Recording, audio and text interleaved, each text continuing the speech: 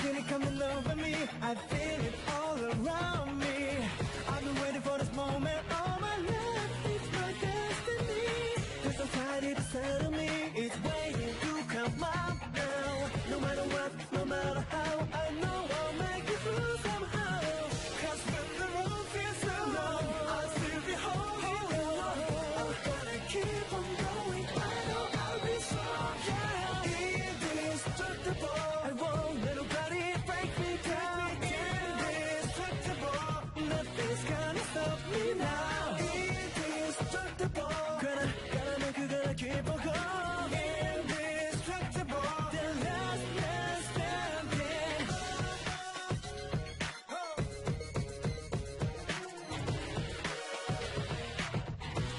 I know.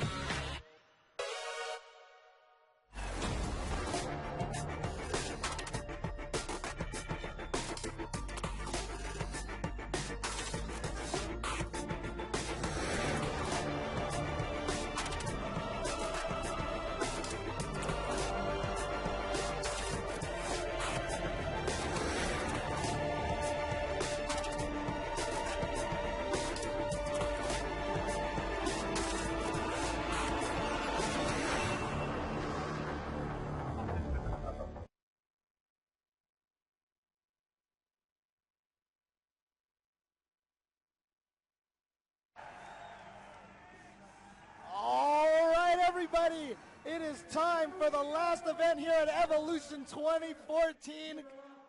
Coming to you live from the Westgate Casino in Las Vegas, Nevada. It is Ultra Street Fighter 4.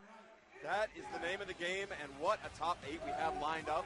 We've got Europe, we've got the US, we've got Japan, Singapore.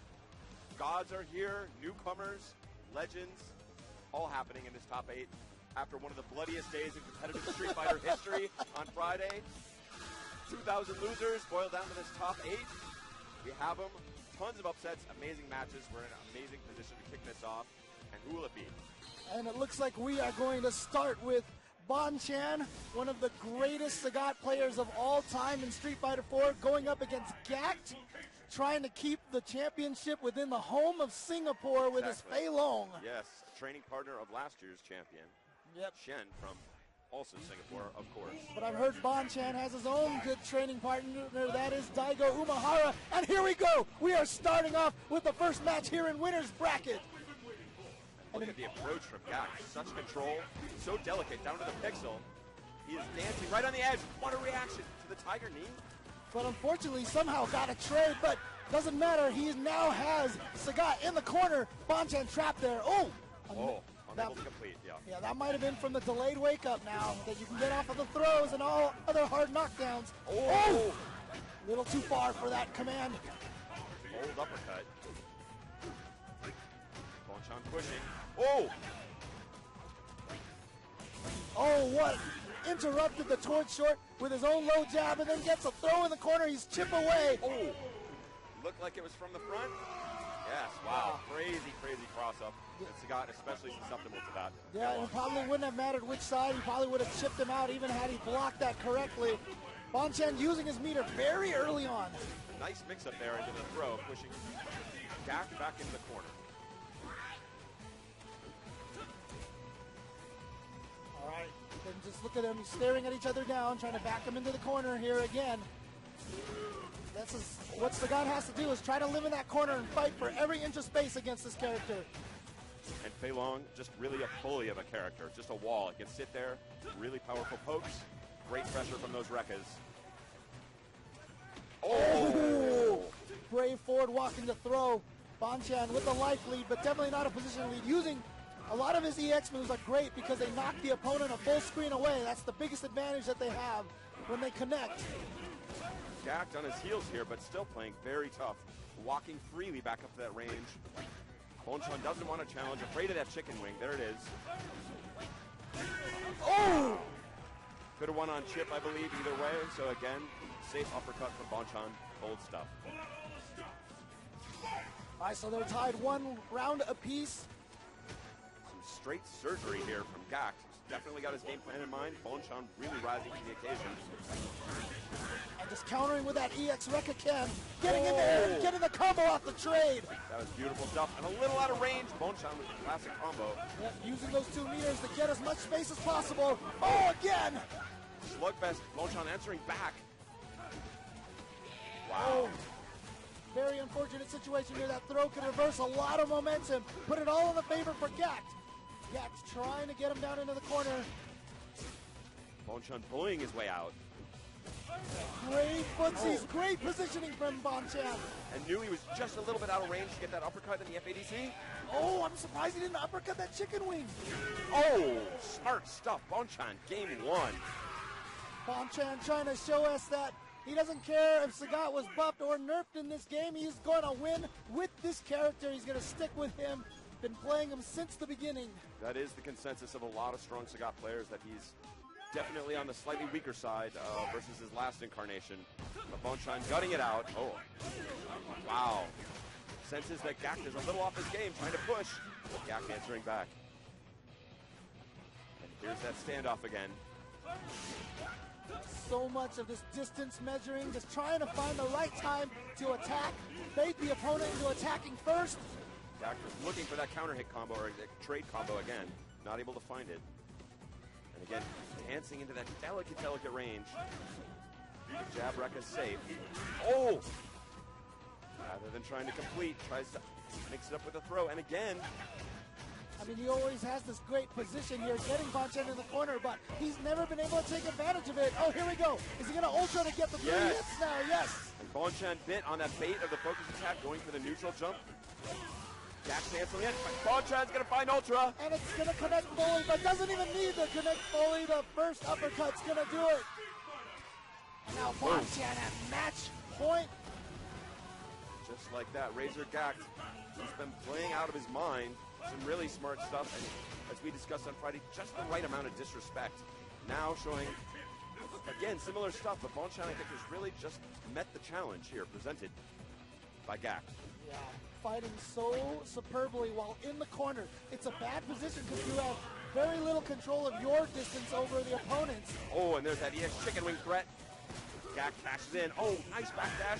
Gact on top of it again with a throw. Yeah, and immediately jumps over him to put him back in the corner. Here we go.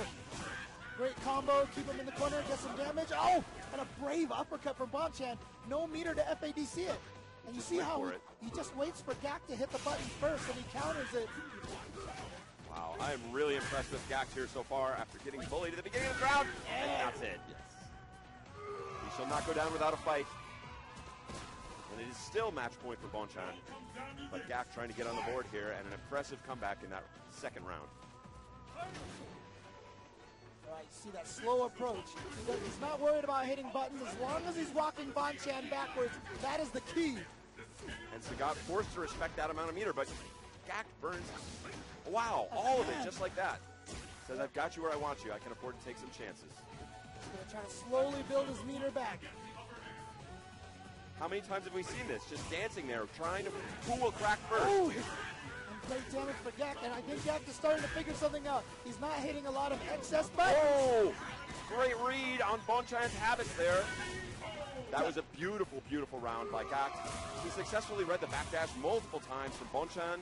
That time he said, okay, if I pressure you a little too much, you've shown raw uppercut. Well, let's put a backdash on top of that, and he gets paid off in a big way. Puts himself back on the board. It is one game apiece. Bonchan versus Gact. Let's see here. They went to character select, but no change. I believe this is just, you can see right now, Bonchan trying to give himself to gather himself.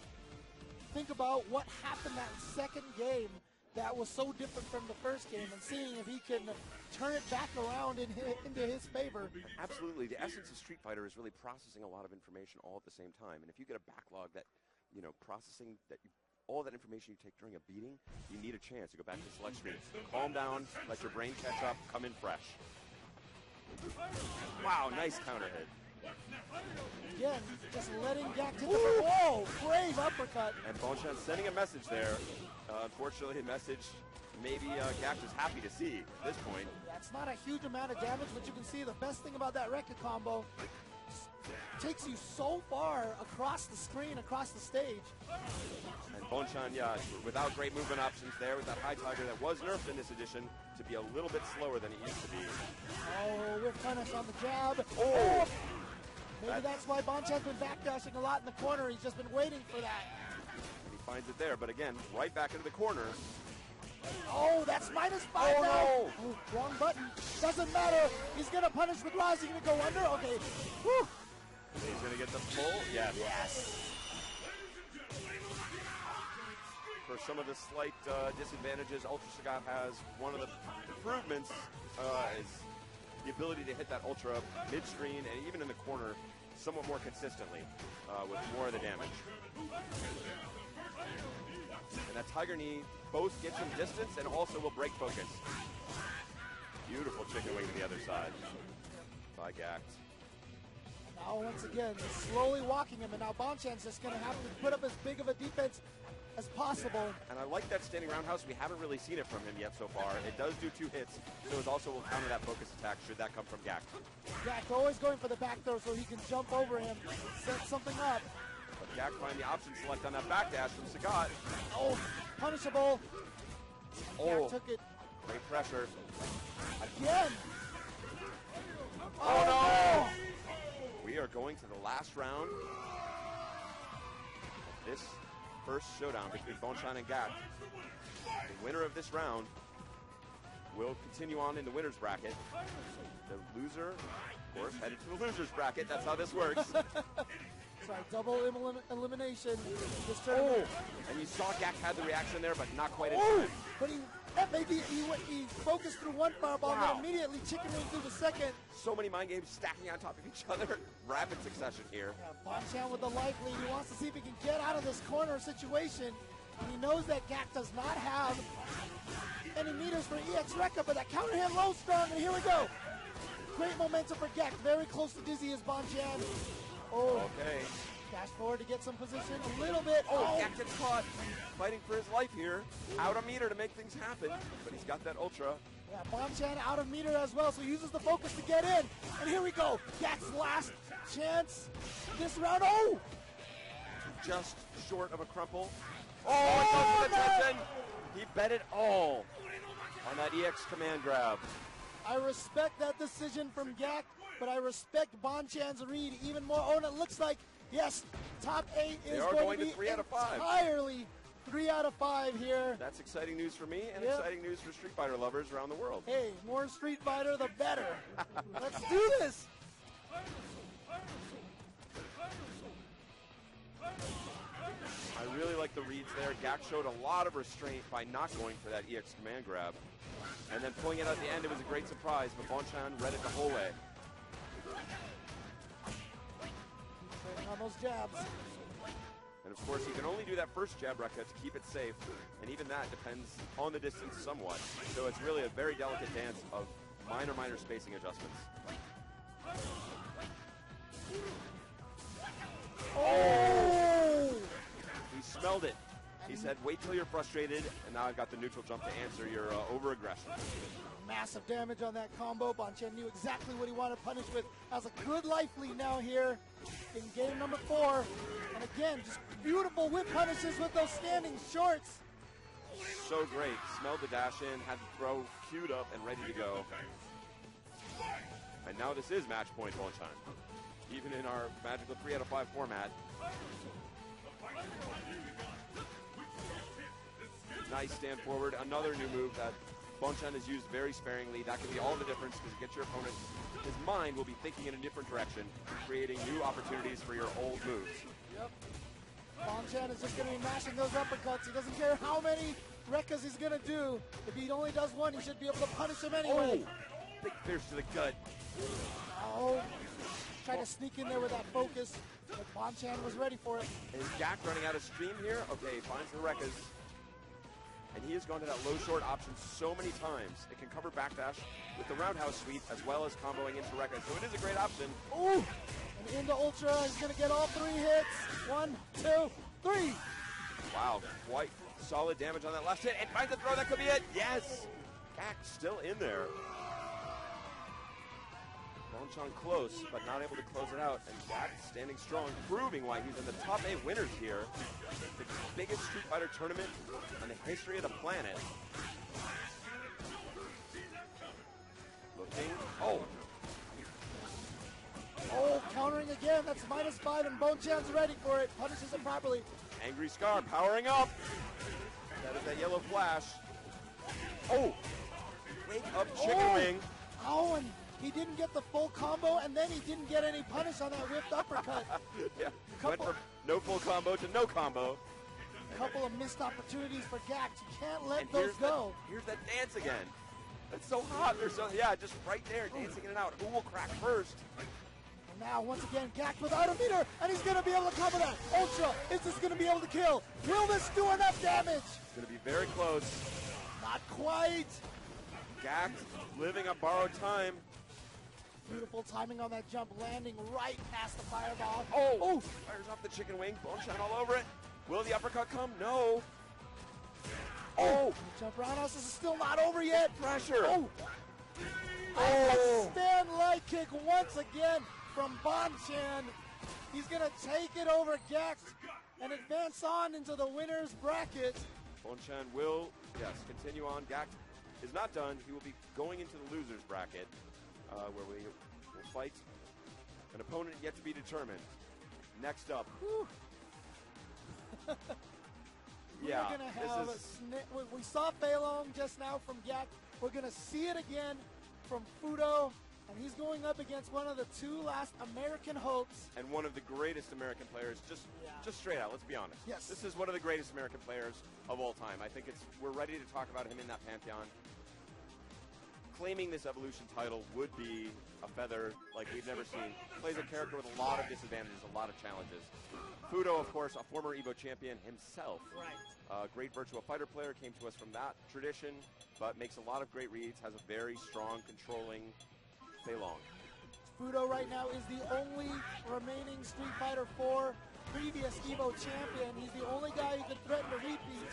But Snake Eyes here, you see on the right, not only is his Zangief amazing, but because the character is not necessarily known as one of the stronger characters in this game, he has become such a huge fan favorite, not only here in just the States, but even in Japan. That's true. Players all over there, they all love Snake Eyes, and in fact, even at CEO, when Nishiken, Akimo, and Dunhill came, who did they say they were most impressed with?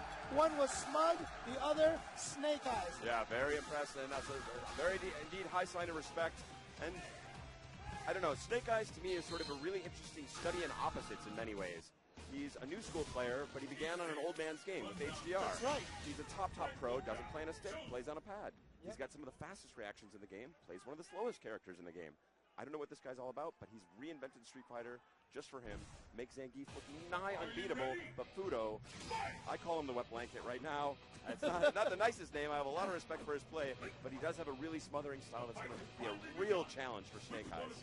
Fudo, one of the most fundamental players on the planet thanks to his Virtua Fighter background. However, you were talking about how Snake Eyes is kind of new school, yet despite being so new school, he has probably one of the greatest sets of fundamental footsie games in all of Street Fighter 4 in its current cast of players. I'd like to call him a natural, but I don't think that's doing him enough justice. He's just smart and puts in the practice. Savant almost. Yeah, that's very risky. Wow, finds the pile driver. Fudo with the missed time on that punish, so here we go. He's going to keep himself in. Oh, very close. Yeah, he wanted Fudo try to jump away. That's why he went at the attack right away. Oh, great read. You see what I mean? The reads from Snake Eyes. And this is just a real test of wills. Snake Eyes dancing outside of the range of that crouching fierce, which is so dominant in this match. Between that and crouching strong and Fudo. Oh! He wants you to play that little game because then he can surprise you. And then the regular throw from Snake Eyes, and he's going to take round 1 over Fudo. This guy is made of magic. Let's see what he can do. It's going to be a real test to get through a 3 out of 5 up against someone the caliber of Fudo. Yeah, well, he's got some magic, but he's going up against the Japanese Harry Potter here in Fudo. Wow, look at that completion. Stand, far jab, it's near crouching. Neat stuff. Fudo not really, he's maybe being a little more conservative with his strikes in this round. But again, that same kind of very delicate dance. Wow. But the wonderful thing about the way Snake Eyes plays Zangief is he's not obsessed with SPD. He will play footsies with you to gain your rhythm, and then he can make this big comeback after taking a bunch of damage. He's very much a burst damage momentum Zangief player. But I will say that Fudo, the adjustment I noticed he's made, he's attacking virtually not at all. And when he is, he's attacking not at Zangief, but into the space Zangief hopes to occupy. Exactly. That's where he's getting these interesting counter hits. So you see these strikes, they're not intended to actually make contact with Zangief. They'll only hit if Zangief also sticks something out at the same time. There we go. And that is really, this adjustment for Fudo is really scary for Snake Eyes fans because it seems to have really shut him down. Oh, Snake Eyes went for his standard trick, that low forward into SPD. And look at his reactions, Fudo, ready for every jump. And Fudo has just completely changed the game. Okay, here he is. Snake Eyes chance. Oh, no. Again, Fudo, like I said, his reactions on those jumps have been flawless so far. I don't think Snake Eyes has managed to get in from the air at all. I'd be interested to see if Snake Eyes loses this, if he would switch to Ultra 2, maybe. I agree, that would be an interesting choice, especially because Fudo is known as a man who, I mean, this is a strong tool of Fei Long in general, having that uppercut. Wow, he got him with the same trick again. I love it. I never get tired of it. Oh, again, great read from Snake Eyes, getting him to burn all that meter. But Fudo doesn't care. He says, you know what? Go ahead, burn my meter, because I'm doing all this damage through just these individual little pokes. He might have had a chance there. One of the big changes, of course, in Ultra Street Fighter 4 is the addition of Red Focus. Is he going for it? No, he didn't have the Ultra. He's going to save the meter. Yeah, he knew that even if he went for Red Focus, that would have been 3 meters for not a huge ton of damage. It creates a Red Focus, would create new opportunities for Zangief. Got baited there by Fudo. Nice stuff to him. And now, oh! Ooh! Beautiful neutral jump roundhouse from Fudo. Catches him right in the head. The momentum has shifted here in this match, and Fudo, the wet blanket, may be able to grind it out again. But he's not safe. All Snake Eyes has to do is build a... Oh no, this should be it! Yes. And Fudo is going to take game 1, despite the fact that it felt like we just played about 5 games worth of Street Fighter. It's close, yeah. It's another delicate dance because these guys are at such a high level. So I'm really interested to see what Snake Eyes has as an answer to this non-attack. I mean, again, referring to Fudo as a wet blanket is not supposed to be an insult so much as just a description of his play style. Exactly. Where it's just smothering and wants to take options away from you. And once he can force you to jump in the air, whether out of frustration or necessity, he's got those uppercuts queued up. He's known as one of the best in Japan, even by the Japanese players.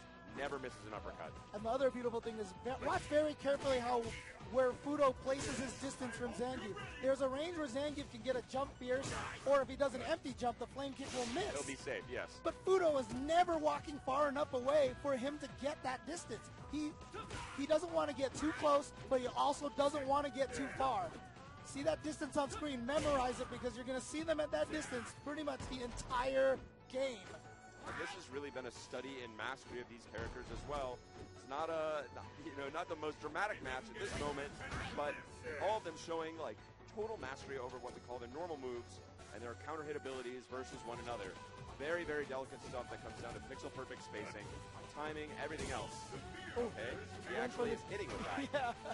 It's actually kind of bad. Okay, here we go. Ooh, good backdash from Fudo, gets away. That is safe on block, those 2 EX Rekkas. Yeah, if he spends the meter, those Rekkas will be safe.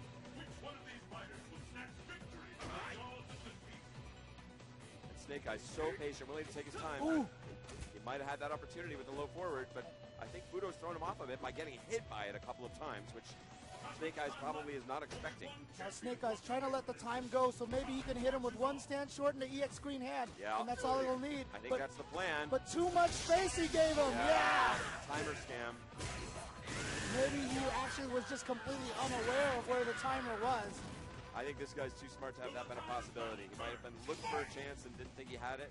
Maybe felt like holding the meter for this round. We'll see. Or possibly he's been lured to sleep by this dance that they've been doing for many, many rounds now. Yep, losing track of the timer happens to the best of us. Oh, no counter again. Snake Eyes with a decent light lead. He's added a new button to his repertoire, that stand roundhouse. He hadn't used that much. And Fudo taking some chances now, recognizing the life deficit can be serious. Oh, our favorite trick. And that has been close to his biggest moneymaker here. Wow, I thought he was going for a safe jump. Maybe he thought thought he was landing on the other side, not sure. Yeah, but Fudo finds it. Wow! Oh, yeah. Very bold. And he fakes it out again. Yep. And it's Snake Eyes. What's he got for the follow-up? Cross up? No. Oh, and he chases down the backdash. He just waited for it, saw it, walked in, and punished perfectly. Low short into EX. Great Vanishing reaction flat. from the crowd here. Such patience. Looking for those backdash. Backdash, of course, invulnerable for the first 8 frames. Beilong's particularly good, very short, usually a safe escape option for Beilong, especially against slower characters like Zangief. But due to the mental strength of Snake Eyes, able to hunt that down and get a nice punish on that to close out round 2 of game 2. And Snake Eyes really needs to put one on the board. You don't want to be down 2-0 against Fudo. It's going to be an important round. Fudo spending all of his meter there for some safe chip. He wants to see. Oh, no. Oh, great backdash. He knew he was going to go for that little okey-doke. And that was a critical moment in the match. All of Snake Eyes' meter now spent, or nearly all. Went for the green hand. He didn't find it. He was looking for that red focus into Ultra. But you have to admire one thing about Snake Eyes, his patience. He noticed jumping hasn't been working, and he has not jumped since then. I think round 1 or maybe round 2. He's basically giving it up. Outside of after knockdowns, he's just been walking. There's the jump. But see, that's from that range. That's the safe range, yeah. Yep. And this is that's punishable.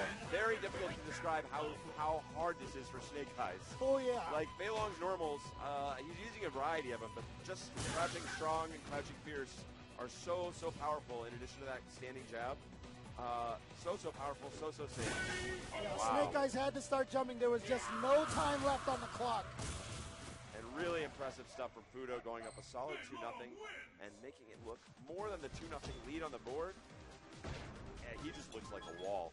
He is just an immovable wall with a very friendly little face. But an immovable wall in the game. All right, let's see if I hear character select. Let's see if Snake Eyes goes to Ultra 2, because that will make Fudo have to think about those flame kicks. Yes. However, if Fudo's reactions are still good enough, he may be able to use something just like Stand Roundhouse from Beilong, which is also a really good anti-air. And it's not going to put him in the air, so Ultra 2 won't work at all. But he has gone with Ultra 2, so he thinks, I think this is an interesting choice, not just for the reasons you described, but also just to shake it up a little bit. And I think that's really sorely needed. And then Beilong getting paid off there with that standing jab into Rekka's versus the low forward trick from Snake Eyes. Oh.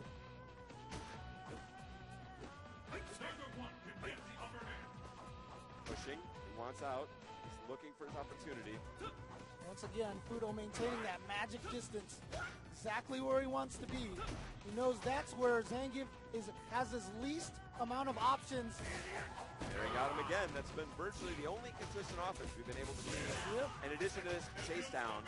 Yeah, I mean, that's why that little whip low forward into SPD has worked, because that's the best option at the magic distance. Wow! Got away with one there. Finds the German double suplex, crossing. Oh, from the front. Oh! I think he was trying to Presence of bait, mind. maybe Yeah. trying to bait out a flame kick or something. Doesn't want to use the meter. Looks like he wants to save it. Yeah. Punishes that properly. All right, Snake Eyes takes the round 1 of game 3. We didn't see a lot of Ultra 2 there, but maybe the fresh mindset has given him new legs. Second win here, as he needs to find the win up against Fudo, who's looking just incredibly strong. Zangief hunting. And again, Zangief's dash is also very nearly useless in this match. They're too slow. The focus attack also very limited options outside of the red focus. A worthy trade for Snake Eyes. Oh, he tried to chase him down. Went in for the dash and Fudo all over it. See, that's the thing. At the magic distance, that whip low forward into SPD is a great strategy for Snake Eyes. But he knows that if he uses it too much, it'll become that much easier for Fudo to counter it and be ready for it. And we've seen Fudo the safe jab, the safe standing jab into the Rekkas, and I don't even know if he was anticipating it, but he was getting, there it was, he got it again. See, he's got to use it sparingly, even though it's his wheelhouse so far. If he does it too much, he will lose that tactic altogether. It's true, and Fudo just backdashing away again. Not afraid. Snake Eyes showing him a little bit of respect. Oh, no. Yeah, he went for it. Confessing a lot of hunger there, but still in the hunt Oh, here. he went in. Oh, Okay, no. yeah, there goes the meter. He's He's got the Ultra too, but I cannot anticipate Fudo jumping in these situations. Yeah, exactly as I said. The stand roundhouse, he knew it. Yeah. The button disadvantage, as we call it. Fei Long has such strong buttons, particularly against Zangief. Fudo really making maximum great effect of all his choices. And now this is now officially match point for Fudo. Tries to send one of America's greats into the loser's bracket. Ooh. There he is. At that time, he had this self-restraint not to actually complete the pile driver, realizing that the fact that he blocked it would push him out of range. Oh. Again, EX Recto, very safe.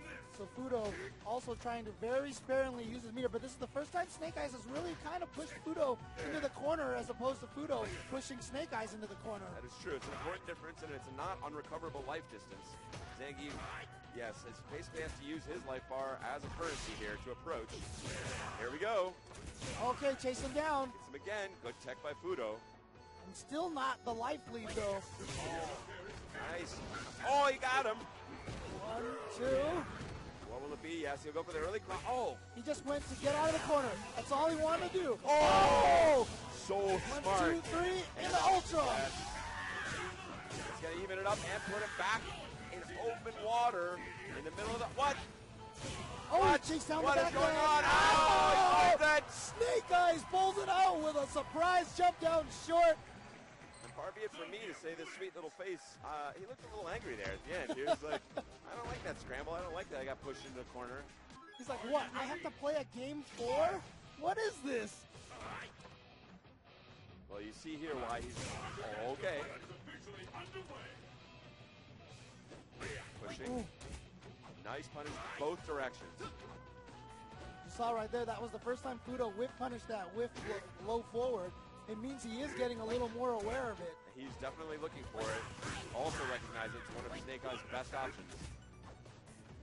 Snake Eyes' game has pretty much been boiled down to that and stand short. Stand short, yes. And he's somehow making it work.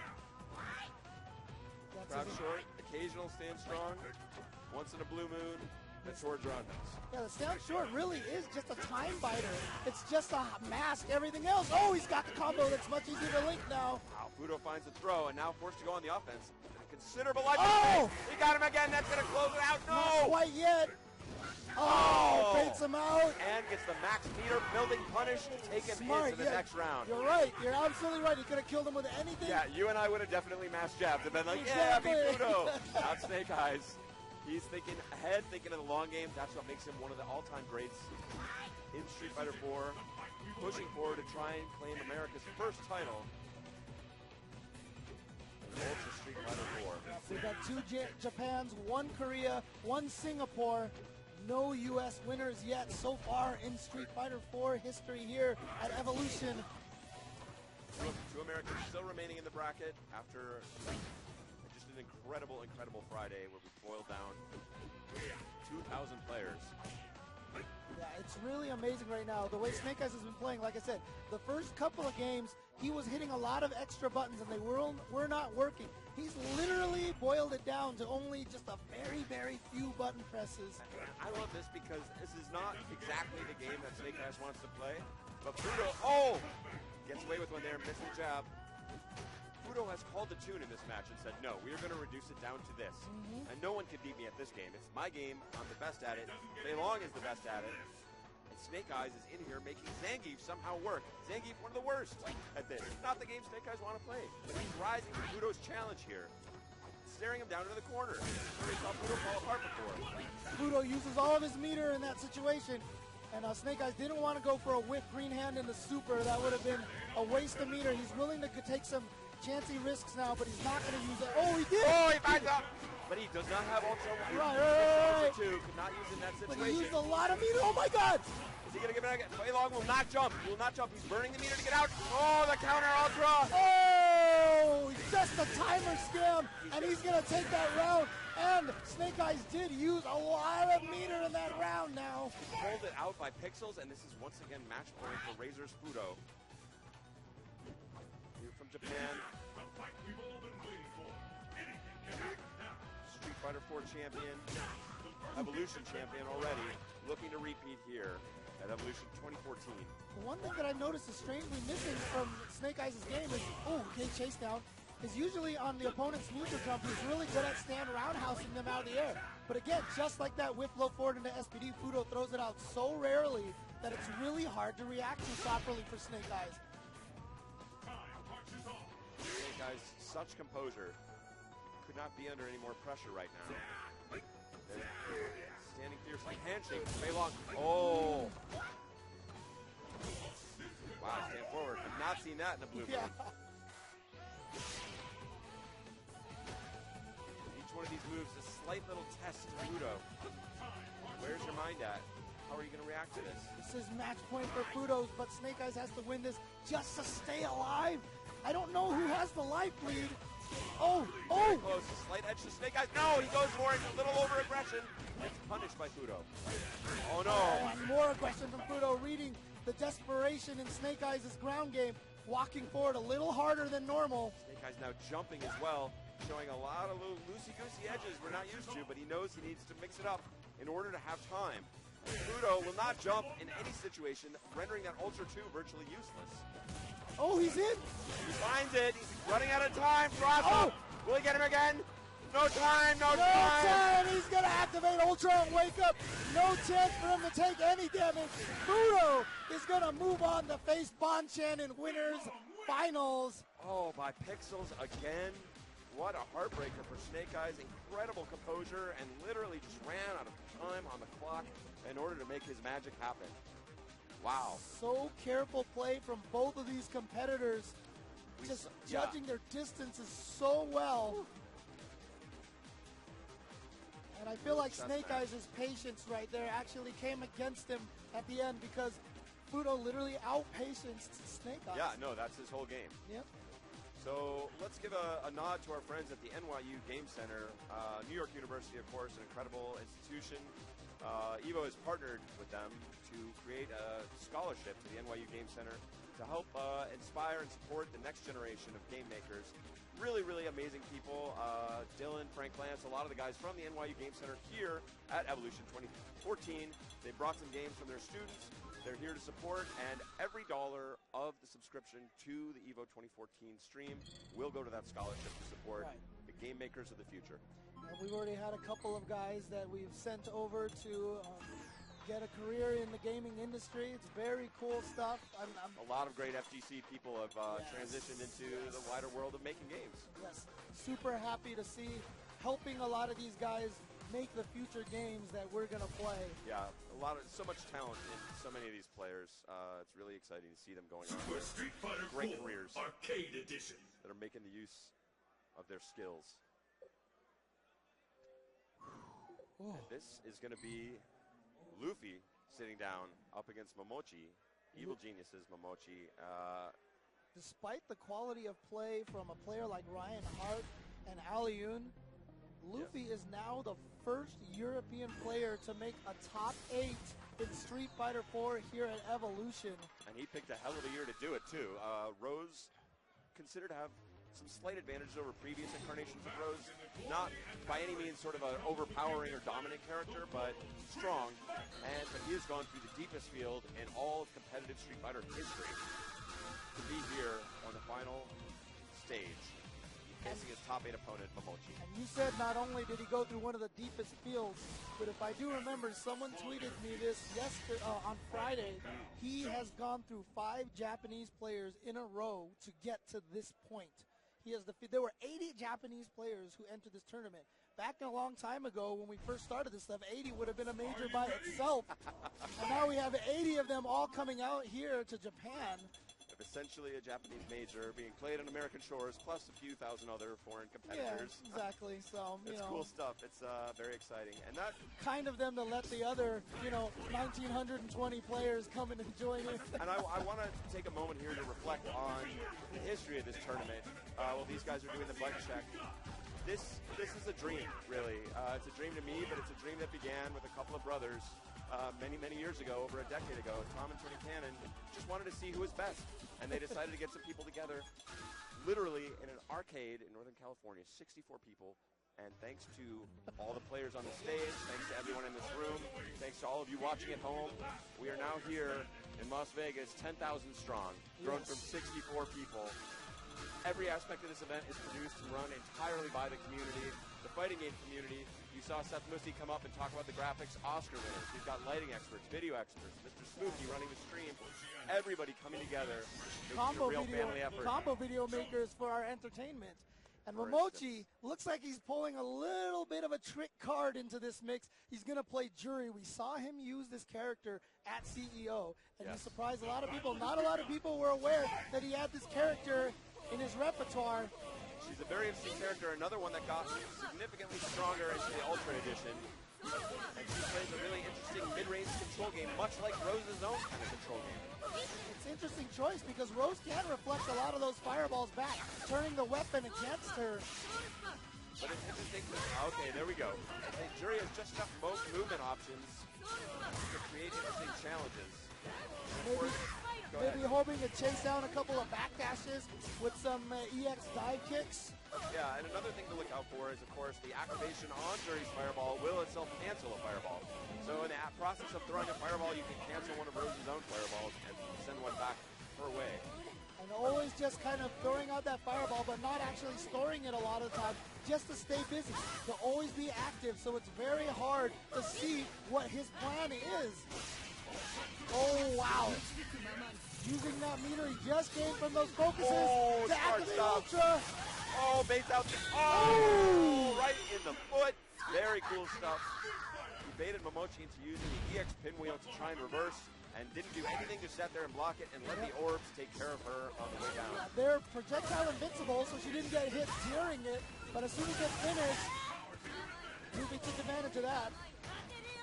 Something else interesting I noticed potentially in round one, I think Momochi may actually want Luffy to reflect the fireballs because it gives him a chance to jump in for free and generate some pressure. Oh, nice, got to him. He's going to be able to get the soul throw. Nice forward dash from Luffy to escape that pressure. Oh, just out of range of the crouching fierce, and that's going to hurt for Momochi. Got to be careful. Momochi has to be very careful because Luffy has a full meter. One low strong into Soul Spiral will be the death of Jury. Now in chip danger as well. Oh, burns a lot of it. Oh, but the low strong coming out fast enough. And Luffy from France is going to go up 1-0 over Momochi from Japan. Momochi just coming off of a win at Southeast Asia Majors. Got second place at CEO to Infiltration. And Momochi here looking like he might be out of gas a little bit. Like as we know, Jury is sort of his surprise counterpicker. It's not a terrible surprise anymore. I'm sure he's not intending it as a shocker, but obviously not happy with his other option or primary option of going back to Ken. Ken against Rose is a difficult fight. Yes. He knows that. He doesn't want to go there, but his Jury was shut down pretty convincingly. Luffy looked very strong, I thought, in that match. The thing about it is Momochi has a ton of different characters to use. We've seen him win majors with Cody before. He busted out at the Capray at CEO. Yeah, a lot of strong stuff. He's just a smart overall player, but that can also work against you by defraying your focus a little bit and also putting you into tough decision-making situations like now. You don't want to be having to think hard about which character you're going to choose, but that's what he's forced to do, and let's see what his adjustment will be. Just trying to zone him out with those fireballs here. Luffy getting in, trying to get in. Oh, opportunity. Yep. The other dangerous thing about the fireballs, rather than going for too many reflects, Meltdown Luffy has just been using him to build up his Ultra Meter. Those orbs so strong. It's such a nice Ultra. Wow, great chase down. Oh, and then using that close standing forward kick, unthrowable, goes over low attacks. Perfect for beating any form of crouch tech. Good chase down from Luffy, but not able to get a knockdown. But it doesn't matter. Luffy still has the life lead right now, so he can play this very defensive game. Jury sitting on a full Ultra 2 or nearly full. Oh, nice. Erases both. With one EX Fireball. Smart stuff from Momochi. He's looking for that opportunity to set up the Ultra 2, but he needs a knockdown or some other sort of solid approach. Mochi's got to try to figure out a way to gain some offense. He's went with Ultra 2. At CEO, he used W Ultra, took advantage of being able to have the Feng Shui engine for some instant offense. But here, he's chosen to go with the Combo Ultra. And I think we saw in the first game, he did try and use the dive kick out of the air first. Okay, here we go. Oh, that's exactly it. Yep. That is going to close it out in stylish fashion for Momochi. Round one. Caught him with the fuzzy guard. Normally that jump strong will not hit a crouching character as an overhead. But if they block a jump attack first and then crouch, they go into crouching state, but during the transition, they're still tall. Still vulnerable, yes. And he converted that into, of course, the EX dive. I was saying in the first game, he had tried to use that just a little bit, just to thread with it. And Meltdown's Loopy had some really, really strong responses to it. But he finds it in the corner. Loopy has had a life lead for most of these matches, which means Mochi has always been playing from behind. He's always been having to try to figure out how to get past the wall. But look at this. This is no longer, this is one of those forward-moving walls, those deck walls in those Final Fantasy games that keep coming forward. The Star Wars trash compactor is coming for you.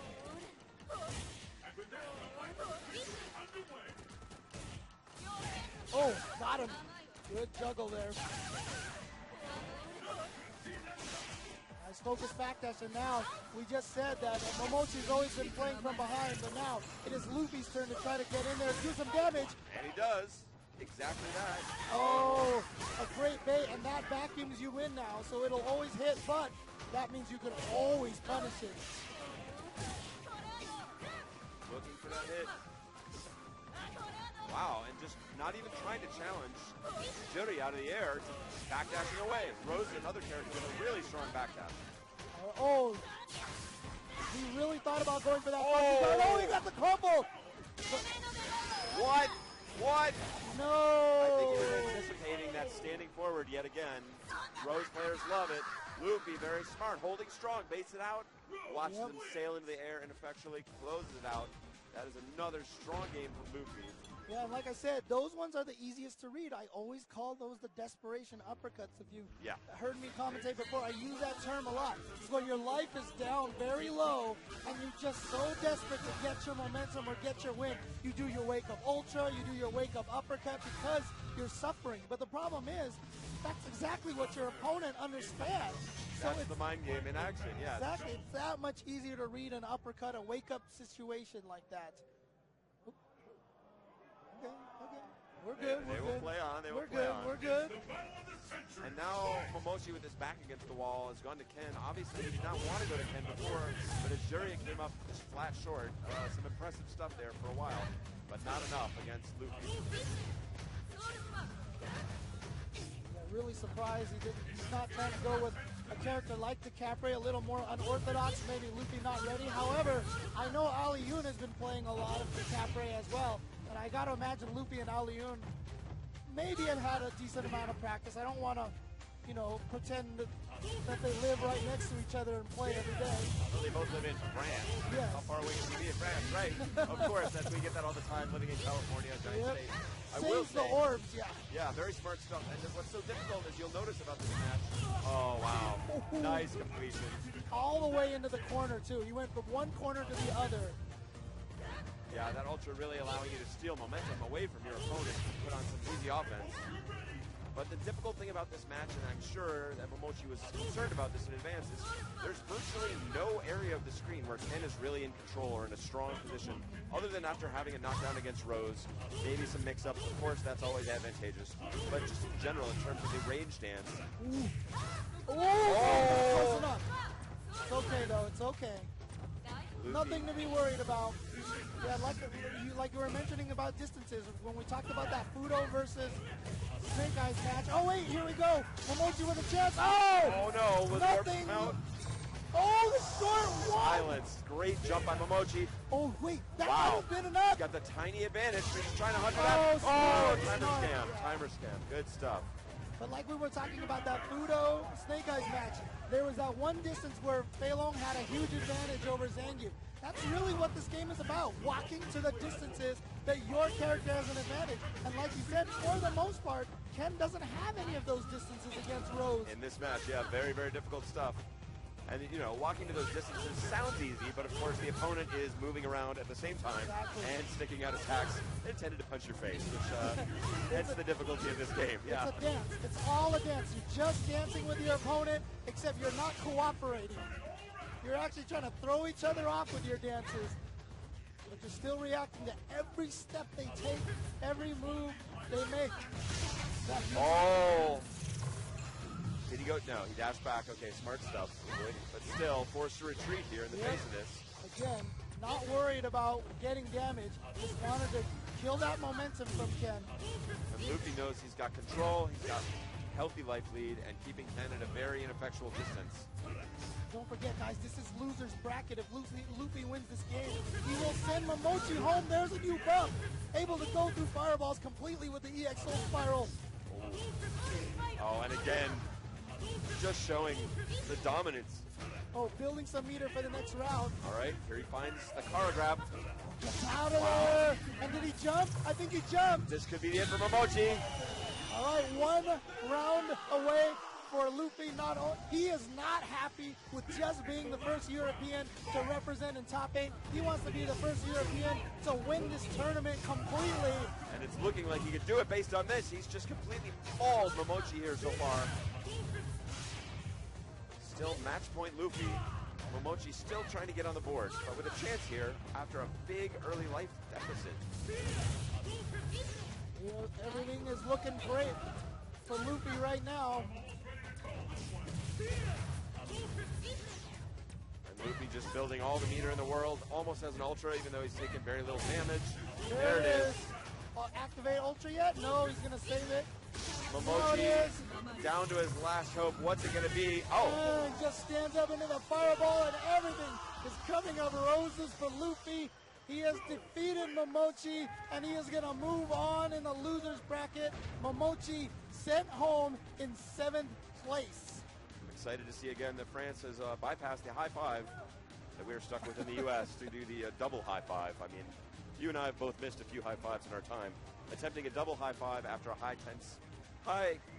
anxiety kind of match like we just saw there just shows the composure of Luffy and his French compatriots. And look, everybody at home who's seen me commentate before knows I'm not cool at all whatsoever. Well, I was with Filthy Rich. He walked up to me and he was like, down low, and I just whipped completely. I really hit myself sad. in the groin. Yeah, pretty much. It went maximally bad. Hey, if I hit myself in the groin, at least I would have hit something. I mean, it was pretty sad. So, you know, I think I need to go to Europe and study their high five technology with the double high five. There we go. Ricky may be raiding my closet. I don't know how I feel about this one. It's a confusing mix of the Evil Genius. Well, he wore it better than I ever did. He's got complete seriousness. Sakanoko, of course, known as one of the 5 fighting gods of Japan. A really legendary player known for his execution. I think made a first name for himself on Vampire, the Darkstalkers series to American fans. Interestingly, I will say, you know, we just finished with the World Cup today. The Brazilian fans, apparently the Brazilian fans have taken Sako under their wing a bit, even though he hails from Japan and is definitely Japanese native. He went to the Treta Championships down there and actually was able to win that and won over a lot of Brazilian fans. So shout out to the Brazilian community, one of the hardest working bunches out there. I just met one of them, Dennis from Portal Versus. Dennis is an amazing guy, yeah. Works very, very hard and has a lot of great friends down there. Was lucky enough to meet some of them. Really impressed with those guys. So shout outs to Brazil as we take this into the other remaining American, Ricky Ortiz, up against one of Japan's fighting gods, Hori Sako, going with Evil Ryu. Now, Ricky Ortiz just saw his EG teammate Momochi go down. I'm sure he does not want to let people see 2 EG players go down right in a row. Oh. And a crumple to start up. And what? A rare drop of execution from Sako. Indeed. He was known for his execution. And Ricky smelling blood going in, but Sako finding his feet. Good counter. Good block from Ricky, but again, Sako with the drop. Wow. Very uncharacteristic of him. Oh, and he baits it out. He baits out the throw. Don't think it's going to kill. But it puts him in danger of some chip damage stuff. What's he going to? Yes, he finds the cross-up. And that's deceiving because sometimes that's not even a cross-up. You know, I mean, Yeah, it's very rough, yeah. I was talking to Justin. He says, actually, large time, those dive kicks aren't cross-ups. But because they look so ambiguous, more people walk into them than they should. This very starts. I was really impressed by Ricky's round one play there. Okay, here we go. He played in a very neutral sort of reserve style at the very opening, even after he got crumpled. But as soon as he saw Sako drop that combo, he went ham. Went straight for the throat, said, okay, I can tell you're off your game. I'm going in. I'm going to take some chances I wouldn't take against you ordinarily. And he got paid off in a big way. Fantastic stuff. Great adjustment from Ricky Ortiz. Yeah, and despite being good friends and being on the same team, Ricky and Justin both use Rufus very differently. Ricky very offensive, as you mentioned. That's what we saw in the first round, but here's another crumple. Sako's not going to miss this one. Oh, fancy stuff. And he stood, when you have Ricky cornered, he stood the perfect distance saying, really all you can do here is roundhouse sweep. Don't you want a roundhouse sweep? Ricky took the bait, and he had a focus attack queued up right there and able to land the combo. Close out round two. Strong recovery from Sako. This is something that's very fortunate for Sako. Rufus has a hurt box designed very poorly so that EVO Ryu gets unique combos on him. He gets more loot off of the true. Crouch Fierce into the Ryuso Kaku than other characters. Oh! And that was beautiful closer by Ricky. I mean, he had a really big lead that whole round. But he did the early dive kick to say, like, oh, whoops, I did an early dive kick. Like, surprise, I actually didn't mistime anything. I've got another dive kick coming down. Well, you think you're going to throw my errant first dive kick. Very smart stuff. Whoa! Now, these guys are going at it. I like this. Nice change of pace from some of the science. The chess matches we've seen so far here today. Oh, again, Sako dropping combos. But a lot of control here shown. Ricky battling out perfectly spaced dive kick. Got a forward throw instead of a back throw. I'm sure he would have liked that. Oh, nice. Two-hit close standing forward. Rarely seen, yeah. The throw tech from Sako. And Ricky pushing his way out. Great crouching strong counter. Oh, a backdash instead of an uppercut from Sako. Doesn't want to risk it. Yeah. He's got the life lead. I think that's very smart. You don't need a challenge in this situation. Looking for it, looking for it. Again, not trying to challenge that. Oh, wow, Ricky just using that to push him closer to the corner. Oh, he missed the stand strong. He did. That was, and again, Ricky has gone to that low form, or excuse me, the low strong anti-air against, that could be it. It is. Horisako answering back. Round one of game two. Yeah, Ricky showing that crouching strong consistently as anti-air. And that is a slight risk against EVO Ryu. It does have some aerial options, including a dive kick. It's not the best dive kick. It doesn't give you as much flexibility as, say, a Kami dive kick. But it does put that standing, or the crouching strong from Rufus as a relative risk. Oh, wow. That's one of the new features of that move. Juggles fully now. Oh, he read the teleport. Oh, doesn't get the punish. And Sako does get the punish. Oh, no, but does not get an offensive attack on Ricky's wake-up with proper timing. So now Ricky taking momentum away. Sako saying, I have the uppercut here. Oh, here we go in the Ultra. Yes. All right, no EG specialty. A lot of the EG players known for accidentally dropping that. What's Ricky got here for the finish? Oh, good tech. But Sako's out. Just short of the crumple. Oh, my. So smart by Ricky. He says, all I need is this much damage to close it out. I don't care if this move doesn't combo in anything. I'm just going to throw it out relentlessly. Eventually, Sako will run into it. Sako jumping in now and finding max damage. Oh, and baits it out. Okay. Ricky getting away. And there you saw one, the Rufus specific combo right there. Yes. He could have went for another 2 or 3 axe kick loops after the FADC, but instead chose to bait out Ricky's meter. Great tech there from Ricky, staying alive in this round after that horrific opening combo from Sako.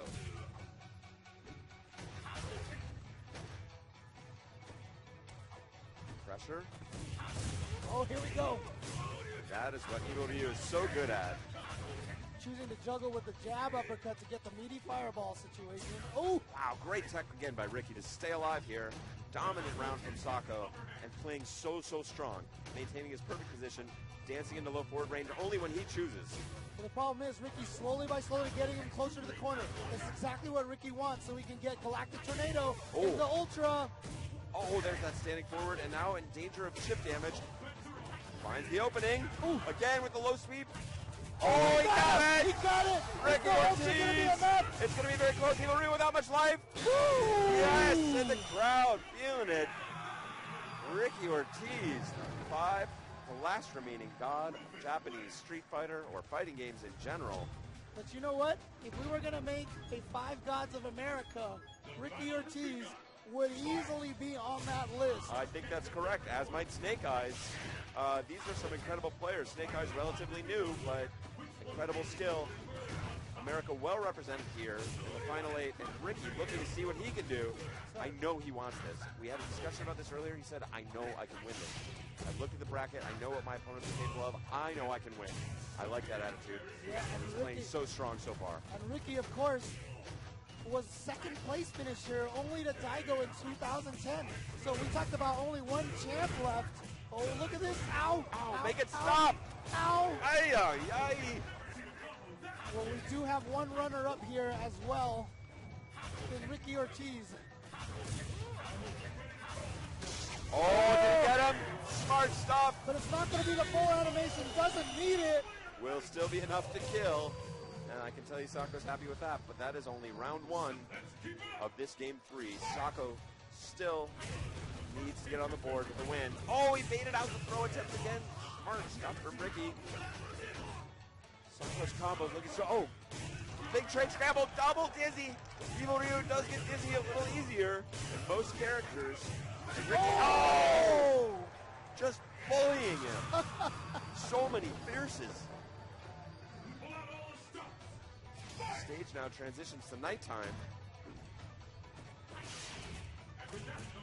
Sako opening with those jabs, finding pay dirt, now going low. Looking much better this round. Oh, again, dropping the combos, but still gets the dizzy Gets here. dizzy of his own and answering back. Looking to put Ricky out in this game 3. Oh, Oh my God. I don't, somebody think of the children. Humanity, I don't even know about that combo, and just like that, Sako looking pleased. Back on the board, it is going to be 2-1 in this best of 5 set. Nice. Keep pushing and doing some control on that tornado. But Sako in there again with the jump, drops one. Sako now going to those jabs much more often, not respecting Ricky's throw options. Oh, and he's got it dizzy again. Oh, this is going to go right into Ultra. I don't think it's going to kill because the Ultra wasn't that full. Oh, it is. It's enough. It is enough. Okay. All right. Even Sako might have been a little surprised by that. Ricky needs to find his feet. After such a strong start, Sako has answered back in a big way and is now 1 round away from evening it up. Oh, and Ricky with his own drop now. Let's see. Ricky has had a lot of momentum in the first two games. Let's see if he's playing a little more nervous now with those drops. Oh, and there it is, that risky crouching strong, but Ricky pulls it out in the scramble. Here we go. Oh, again. Second time he's same dropped that exact link. drop. Yeah. Very troubling. Not this time. He's got it. And he gets his own dizzy to counter Sako. Great stuff. Once again, it's going to be match point. Ricky Ortiz, and this is an elimination match. This is losers bracket action. Sako, the god of Japanese fighting games, could be on the fast track to 7th place. Ricky not dropping it again this time. Pushing him towards the corner. Oh, get him again. Low strong now, and the left focus. Style time, but a little bit of a drop. Still in good position. But it's still, this is actually better for him. Exactly. He only got the one dizzy on that one hit, and he gets the Ricky Ortiz. Oh, tough. And now we have just had Europe and USA take turns sending 2 of the Japanese players home. They were the only group that had 4 representatives here, but they are only down to 2 now. Very quickly, they are falling away, and it's going to be Gact now returning to the stage, representing Singapore. Looks like, is he fighting Luffy? because I saw Luffy walking up the stage. If that's the case, that means Ricky and Snake Eyes may have to do a country kill. That would be a tough one for the American fans, but that's how it goes as you approach these top 8s. Man, what an amazing round. That was so much bullying back and forth. Sokka with one of the most obscene combos I've ever seen in top 8 Evolution competition. Just really obscene. Ricky, just a great combination of reads, smelling when Sokka was a bit off, great reads on the throws versus the pursuit on the dive kicks. Very, very smart stuff throughout both of the matches, and even when he got blown up, showing he had a lot of composure. Didn't even get mad. That's the other thing I've seen, a little bit of maturity in Ricky's play style. Oh, yeah. He is a very emotional player. Although, to be honest with you, Ricky is probably one of the best players I've seen at playing mad. He does play well mad, but I like the fact that he's now able to sort of even move past that. And shout outs also to Kwanba here. They have a new official EVO joystick that they're selling, I believe, for about $150. It's a beautiful joystick. Please check that out on Kwanba's website. Had some sumie art, kind of like a Japanese ink art print style Very beautiful thing. Shout outs to them and all the sponsors here for supporting Evolution 2014. Without them, we can't put on events like this. And without for you, guys. there'd be no point. Exactly. Without everybody at home, yeah. And these fantastic players on the stage. It's a symbiotic relationship, guys. You scratch my back, I scratch yours. I'm That's not the way it scratching works. that back. Not again. Fool me once, James. Fool me once. And it is going to be Luffy versus Gact.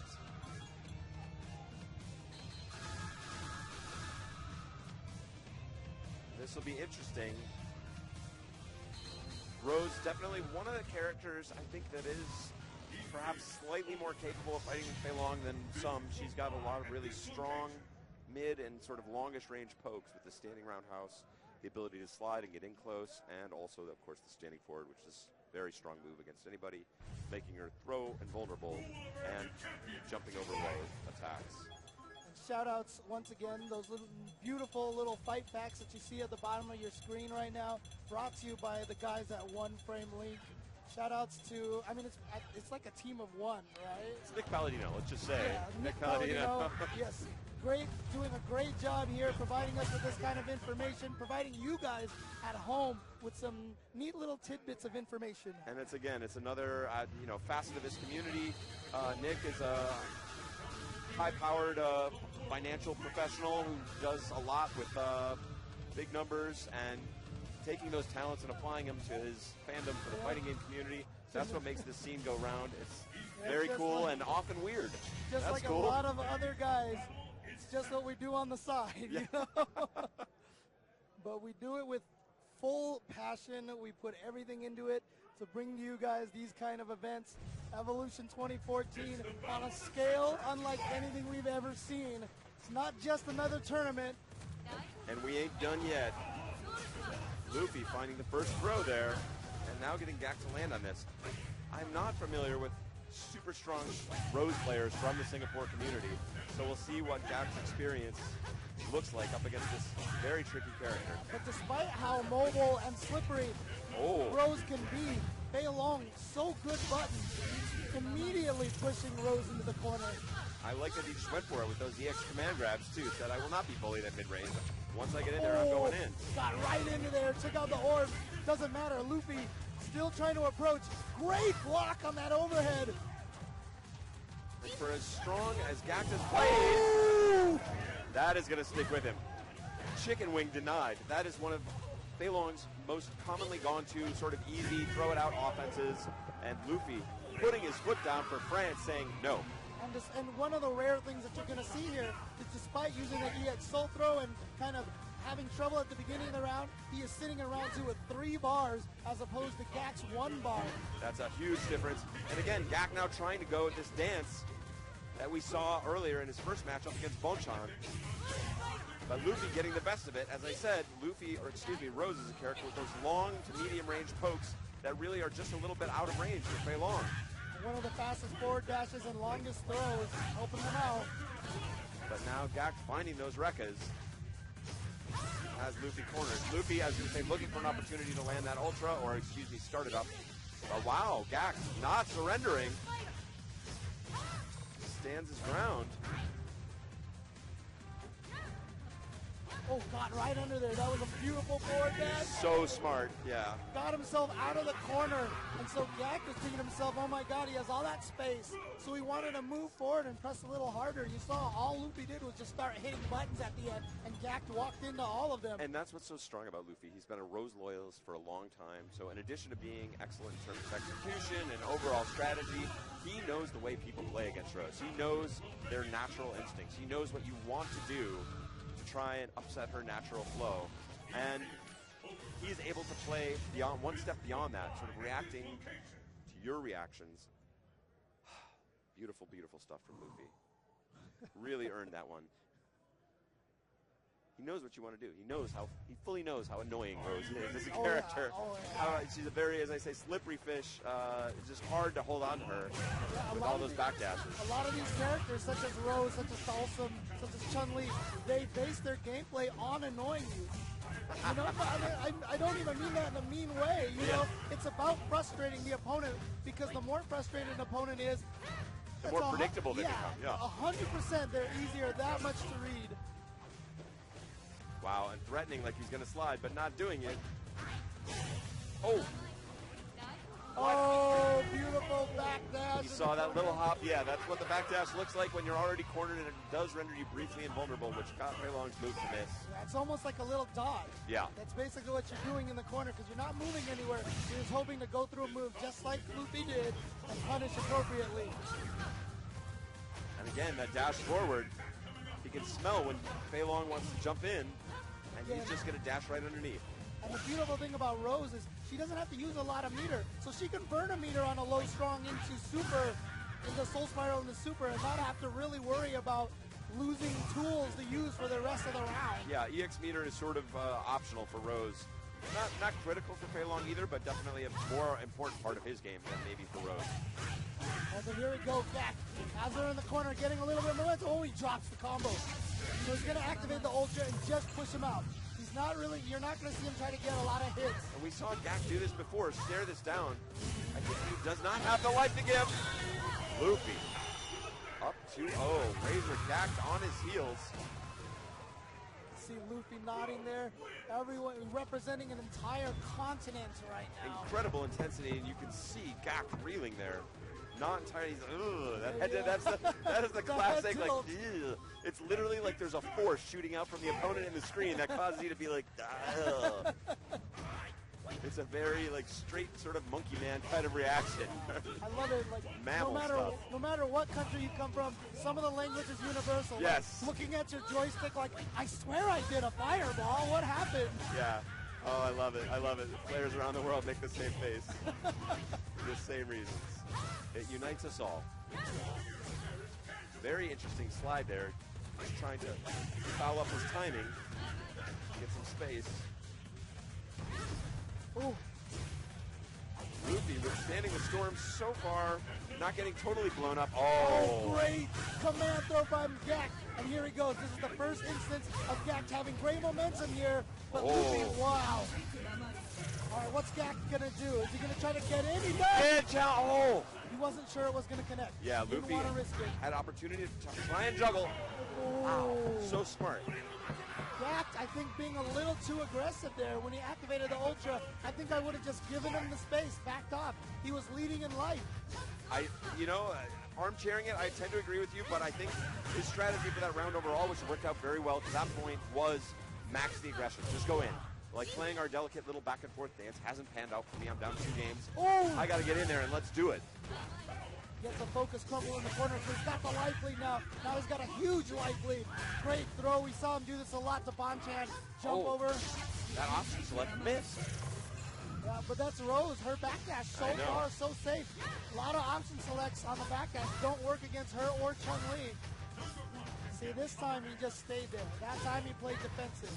And Luffy with this little string chipping away and gaining a lot better screen position. Ooh. And he is looking for that to combo it into super. Because that will take him the round, but a great forward walk and throw by Gak. Might have even been trying to chase down a backdash, but it worked out in his favor anyway, and he just reacted with a throw and got it. But this is still match point for Luffy. Still losers bracket action. That's right. Gak could be going home just like this after his incredible performance representing Singapore to this point in the largest Street Fighter tournament in the history of the planet, Evolution 2014. Let's see what he's got. Oh, beautiful combo. Still close enough for that low jab to connect after low strong. He's pushing his way out. Oh, beautiful throw. You see him almost teleport into the... Oh, here we go, but he missed the soul spiral. He had the super. And a great empty jump from Gak. So here comes the soul orbs activation. And now Luffy needs to have this composure. He knows he almost was able to close it out. Oh, he got him! There it is, It's going to be very close. Ooh. And Luffy says there will be no repeat victory for Singapore. He's going to keep hope alive for all of Europe. And Ryan Hart there, well, not his countryman, his continentsman. And not even the European Union men. England's doing their own thing. But Ryan Hart, cool guy from Europe broadly considered, and also down there cheering for Luffy and his incredible accomplishment. Wow, so good.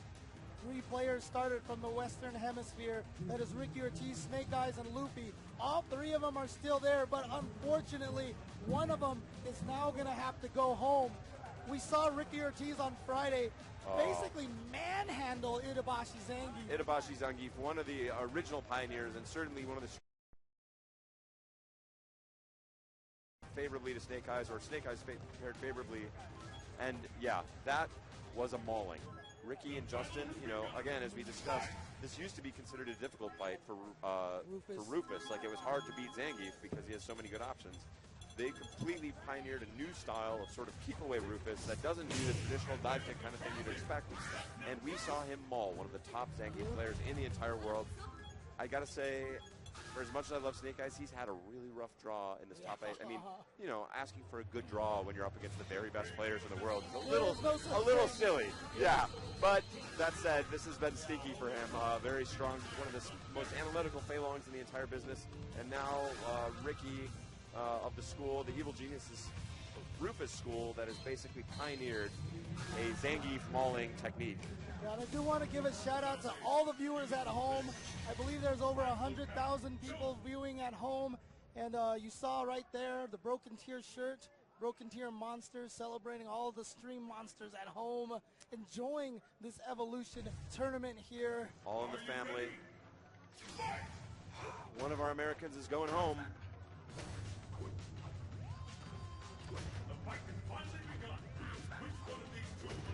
There's that stand forward so strong. The low roundhouse does have some risks. This crouching fierce also has some risks, but that bobbing up and down and mixing it in with other moves makes it extremely difficult to predict.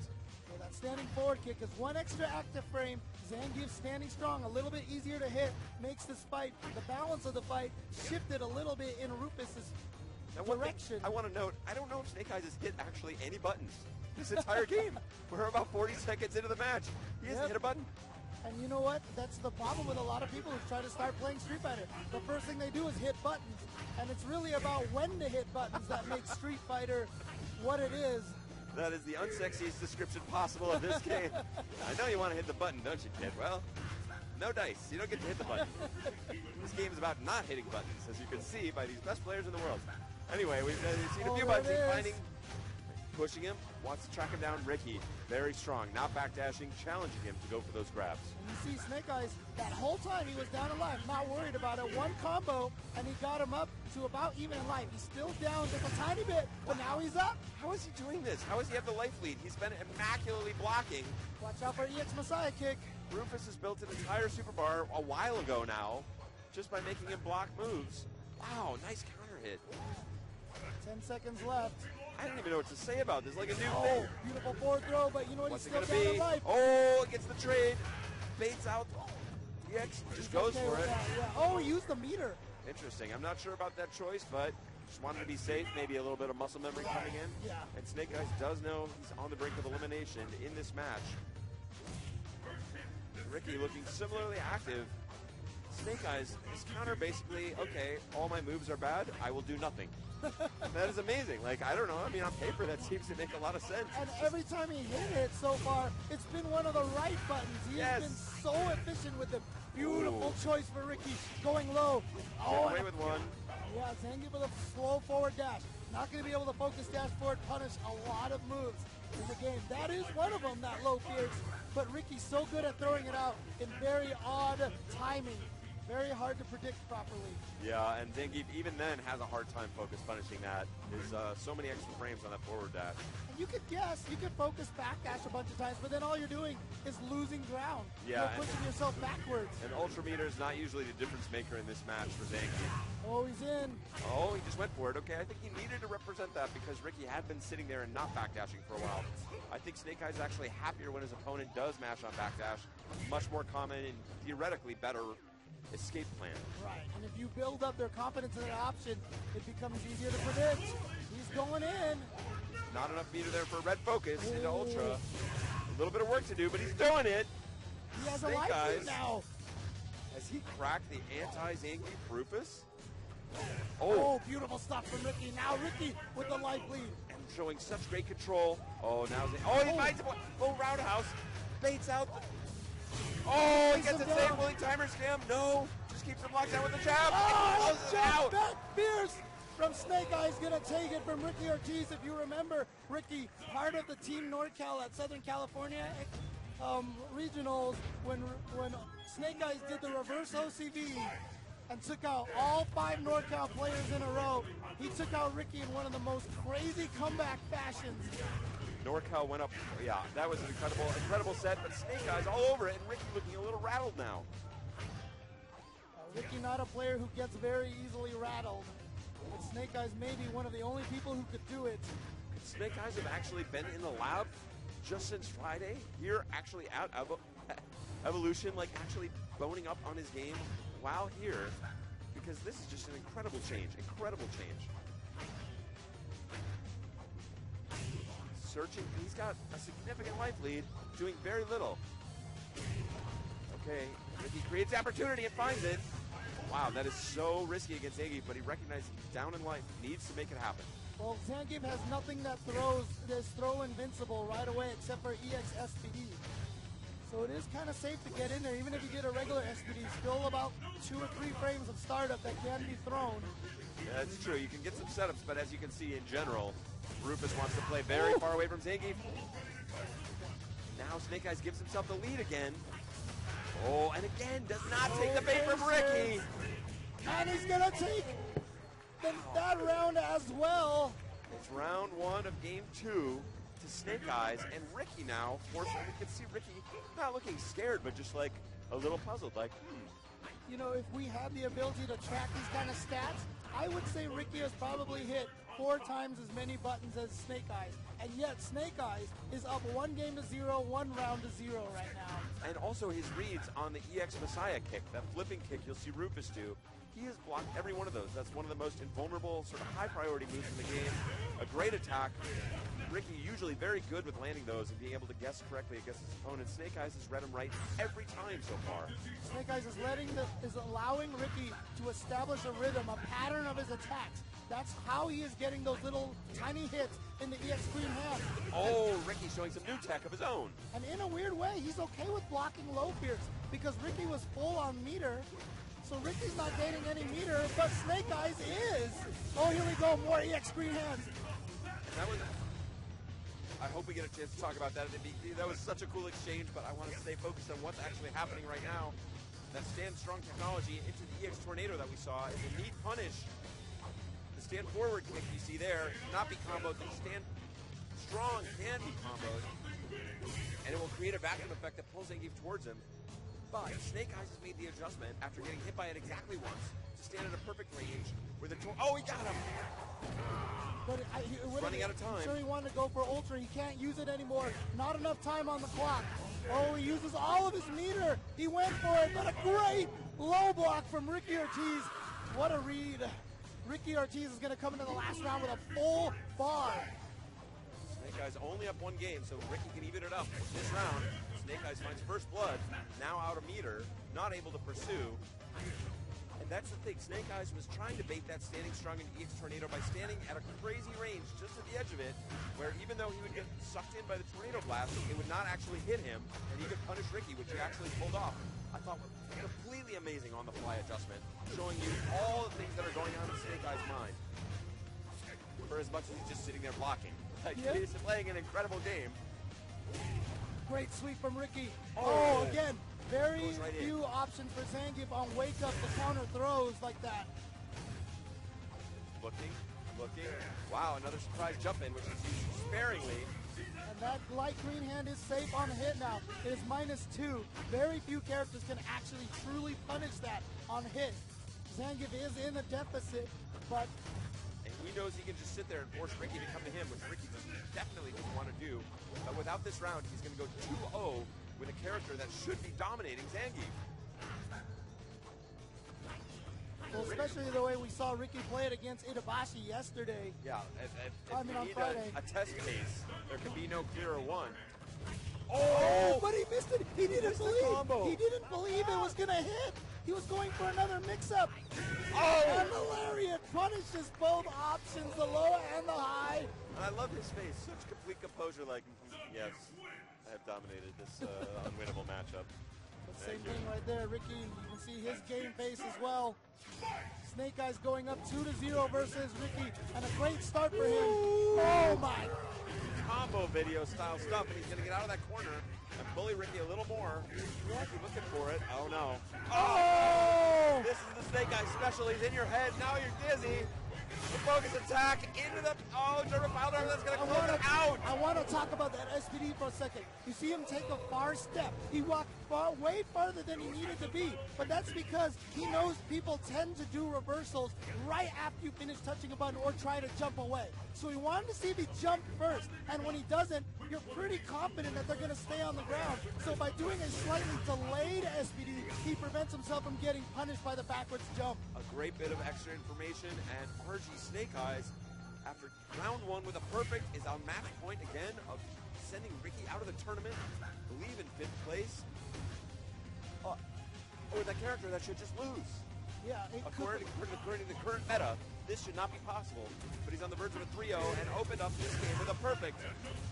Like we said, I mean, normally I would think this fight's about even now, but the problem is, we saw how badly Ricky beat up on Itabashi Zangief, who is one of the premier Zangiefs in the world, and Snake Eyes has been turning this match completely on its head from that previous fight that we saw. And the secret is a magic nothing. He did nothing at Ricky. Oh, yeah, he was crouching, so EX Red focus. Oh! A wake-up jab, and he has sent Ricky Ortiz home. Both the EG members have been taken out, one after the other. Snake Eyes moving on. I believe he is going to have to go up against... oh, wait, I don't know who they're going up against. I was about to say I think he's going up against Luffy, but no. The 2 losers in the winner's bracket are now jumping down here to fight these guys. Oh, no, I was wrong. I was wrong. It is Snake Eyes and Luffy. The Western Hemisphere is taking each other out one by one by one. It's just incredible stuff. You can see the energy sort of rippling through the crowd, people trying to figure this out. It'll be sad to see either of these players go home. We know Snake Eyes does have a lot of experience playing against Filipino Man, who came very close to this top 8 before getting knocked out himself. They do play against each other in Wednesday night fights quite frequently, so Rose will not be a surprise for Snake Eyes. Of course, Luffy with a slightly different style than Filipino Man, so we'll see how that plays out. But they are still both in the losers bracket, so only one of these 2 crowd favorites will be going forward. Will it be America or France? Yep, shout outs to Mad Cats here, always supporting all of the fighting game events, whether big or small. Here they're supporting the biggest one of them all, Evolution 2014. You can use that promo code EVO 2014 to get some discounts on the Fight Stick of Champions. There's probably about, I would say, maybe 1,000 GE sticks in this building right now. Oh, I'd guess a little higher than that, frankly, but yeah. If we're talking about Markman's personal collection, that would be maybe an accurate number. But here it's going to be Revolution Gaming Snake Eyes up against Meltdown's Luffy. Luffy representing Europe, hailing from France. Snake Eyes, California boy, proud. Out of the LA area. Really has made Street Fighter, certainly Super Street Fighter 4 and on into Ultra, his own game. He plays his way. Doesn't care what the matchup chart has to say. Doesn't care that Zangief is supposed to be, you know, some people crap on a stick. Oh, this guy can never win. Nope. I'm going to find a way to do it. I'm getting it done. Luffy, of course, also a Rose loyalist, stuck with her through sort of good times and bad on her trips through the tier list. A lot of respect to both of these players' approach, but very different kind of thinking about the game. Snake Eyes has been absolutely crushing dreams, ignoring the tier list, and bullying his way forward to try and return to the waiting Fudo. Winner of Fudo and Boncha. Who will it be? And that standing roundhouse from Rose. Okay. Snake Eyes showing early. Yeah, the green hand. Surprising. Both of these players have been doing extremely well in this top 8 so far, but one of them has to go home now. Here comes Zangief trying to get in, but Luffy, he's been playing so smart here. Snake Eyes definitely has an uphill battle. Oh. Now Snake Eyes does get to play against Filipino Man a lot, so he has a lot of Rose practice, but Luffy is a Rose unto himself. He is in a category all by himself. And there's that backdash. Get out of jail free card. But, of course, Snake Eyes a specialist in chasing down.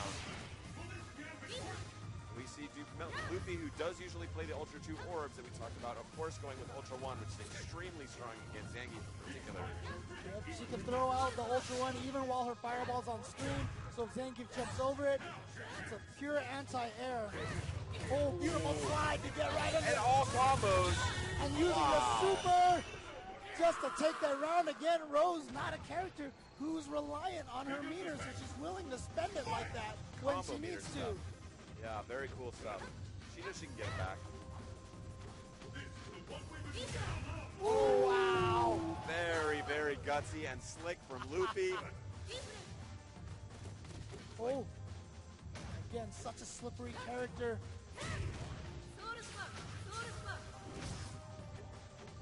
Good blocks. Snake Eyes looking to solve this equation with another back. Wow, just backdashes again. Can't even chase down the backdash. Like I said, Rose's backdash so fast so far. Oh, double roundhouses. Snake Eyes unfazed, but Luffy not willing to play possum.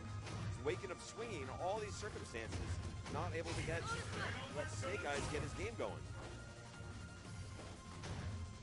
All right, chasing down, going for the regular throw instead of an SPD, just for that reason, so it can't be as easily punished. Here we go. What's it going to be? Oh, he burns the meter to escape. Oh. Bold stuff there from Luffy. I like it. I like the spice in his play right now. Even in situations where he should be defensive, sometimes he's waking up swinging. Oh, and there it was. All those other times that he dashed forward in the throw, this time he dashed forward and saved it for the end of the round when it would give him the kill. That was so smart. He got paid off by setting up an expectation in the mind of his opponent and then going in a different direction after setting up the same scenario yet again. Brilliant stuff, Luffy. Taking game 1 in a convincing fashion. Snake Eyes studying there. Content to block, and as Luffy approaches, he'll throw out some jabs and get a good solid tech. Luffy taking the challenge, going in for significantly more offense than previously. Okay. Brief opportunity for Snake Eyes. Oh, that's going to be something. All right. Wow. Trying to push her into the corner little by little. There it is. Not fast too enough. slow.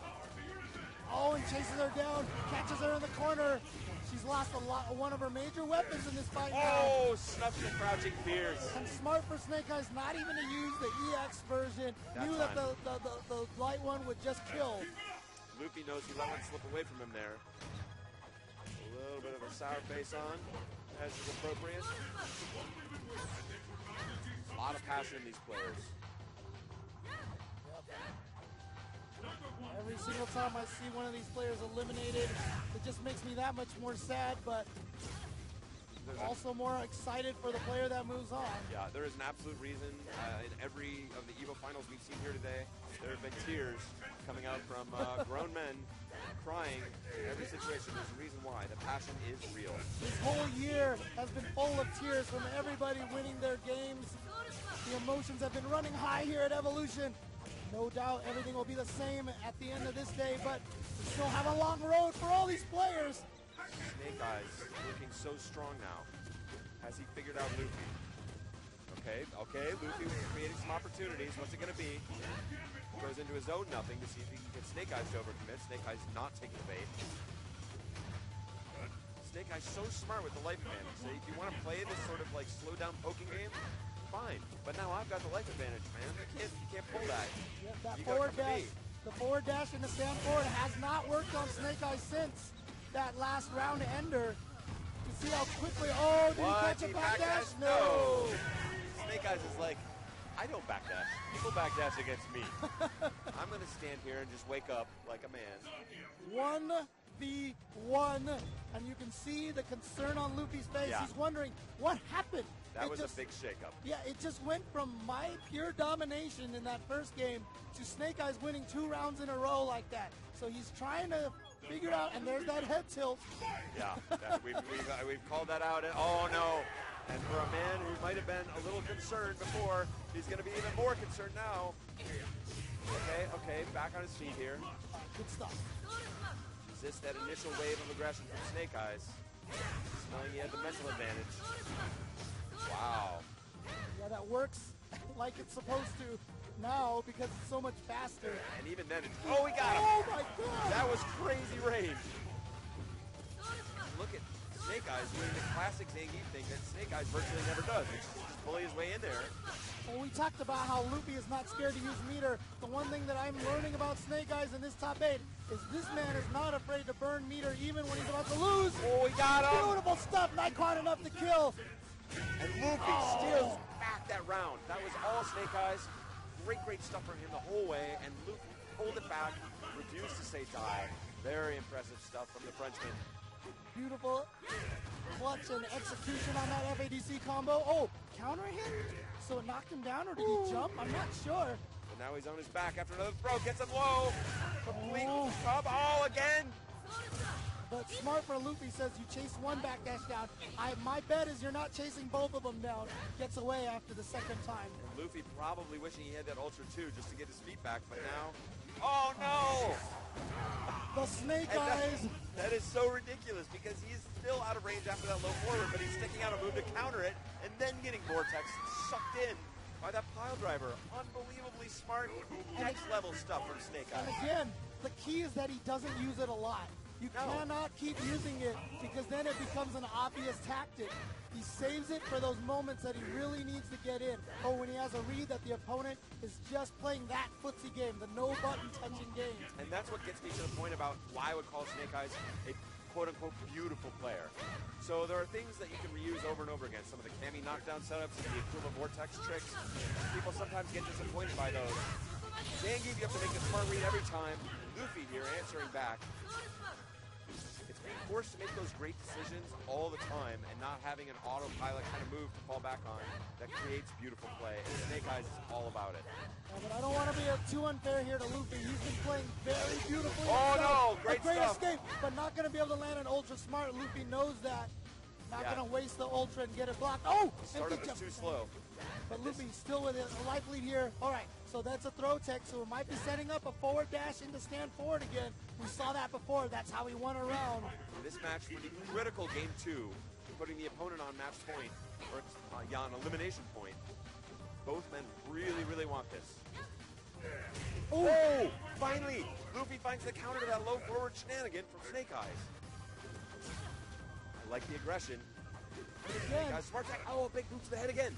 Again, oh, heels in your face. God. Oh. Snake Eyes. Luffy is calling the tune. Oh, he beautiful the farm. Beautiful backdash from Luffy. As soon as he saw Zangief moving in, he just ran back. And now Luffy up 2 games to 1, putting an entire continent on his back. Uh-oh. Uh-oh. Some sort of maybe a little kung fu kind of move there. I don't know. Probably just cracking his knuckles. Yeah. Cracking his neck. He did have a certain seriousness about the knuckle crack, at least. And obviously, able to take back game 2 after really strong or excuse me, game 3, but really strong stuff from Snake Eyes in game 2, and a tough opening round as well. So a lot of mental composure here from Luffy. Very impressive stuff. Oh, Snake Eyes says, I'm not going anywhere just yet. Oh, great counter from Luffy again. Uh-oh. That's going to be the punish. Oh, Snake Eyes maybe. What? Oh! He's going in. Wow. Not responding fast enough. Oh, and he's still going in. Unbelievable switch in styles here from Snake Eyes. The great stuff from Luffy to tech that throw. What? He got him. He got him. This could be Amazing enough to backhand. kill. Yes, it's going to be enough. Wow. Even Snake Eyes had to look over and be like, okay, that was pretty cool. I know you're on the verge of now eliminating me from the largest tournament of all time and something that's hugely personally important to me, but cool stuff, bro. Hopefully he can still find that hunger in his belly and not be swallowed by respect for his opponent here. Luffy playing very free. Okay, smart from Snake Eyes. Gets him low. Remember, he had a great round last round, and Luffy still managed to pull it out. So let's see if Luffy can make the comeback here.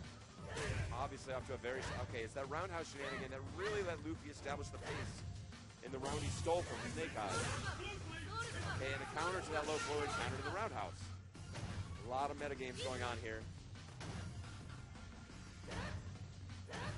Looking for that jump, and he doesn't want to jump. Rose has that fully powered ultra. Oh, finally got the whip punish in there. Snake Eyes staving off elimination. Able to Just resist. a little bit. Yeah, lots of bad habits. Snake Eyes needs this round to stay in the tournament. Still match point Luffy. Okay, spending all of his meter though. Luffy still with a lot of meter. Got him again.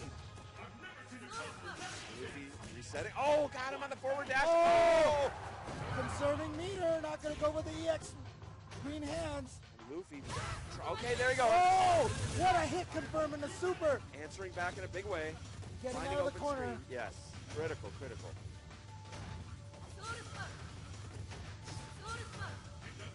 Nice recovery by Luffy, mentally recovered, finding his pace, closing that damage gap, making taking here we work. go. Oh, did he get him No, there? he's gonna block in time. It is a slow, and the crowd on its feet and cheering for Snake Eyes. Struggling to stay in that zone. The long exhale, he has evened it up with Luffy, 2 games apiece. Next game is going to send one of these fantastic players home. Who will it be? America or France moving forward? We're chasing the back dash once again. Missed time on that, but that was... Oh! Oh, he could have comboed off of that. That's a new buff that Zangief got. That close forward can be linked off of. What? Oh. He's walking into the fireball. Fearless. Snake Eyes needs that other meter, just got it. Luffy looking for the knockdown, set up the fireball and dash in shenanigan game. Not going with the standing roundhouses now. There we go. Ooh. Snake Eyes showing a little bit more aggression than we usually see with a life lead like this. Oh, he tried to bait out the green hand. Yeah, looking for that big punish.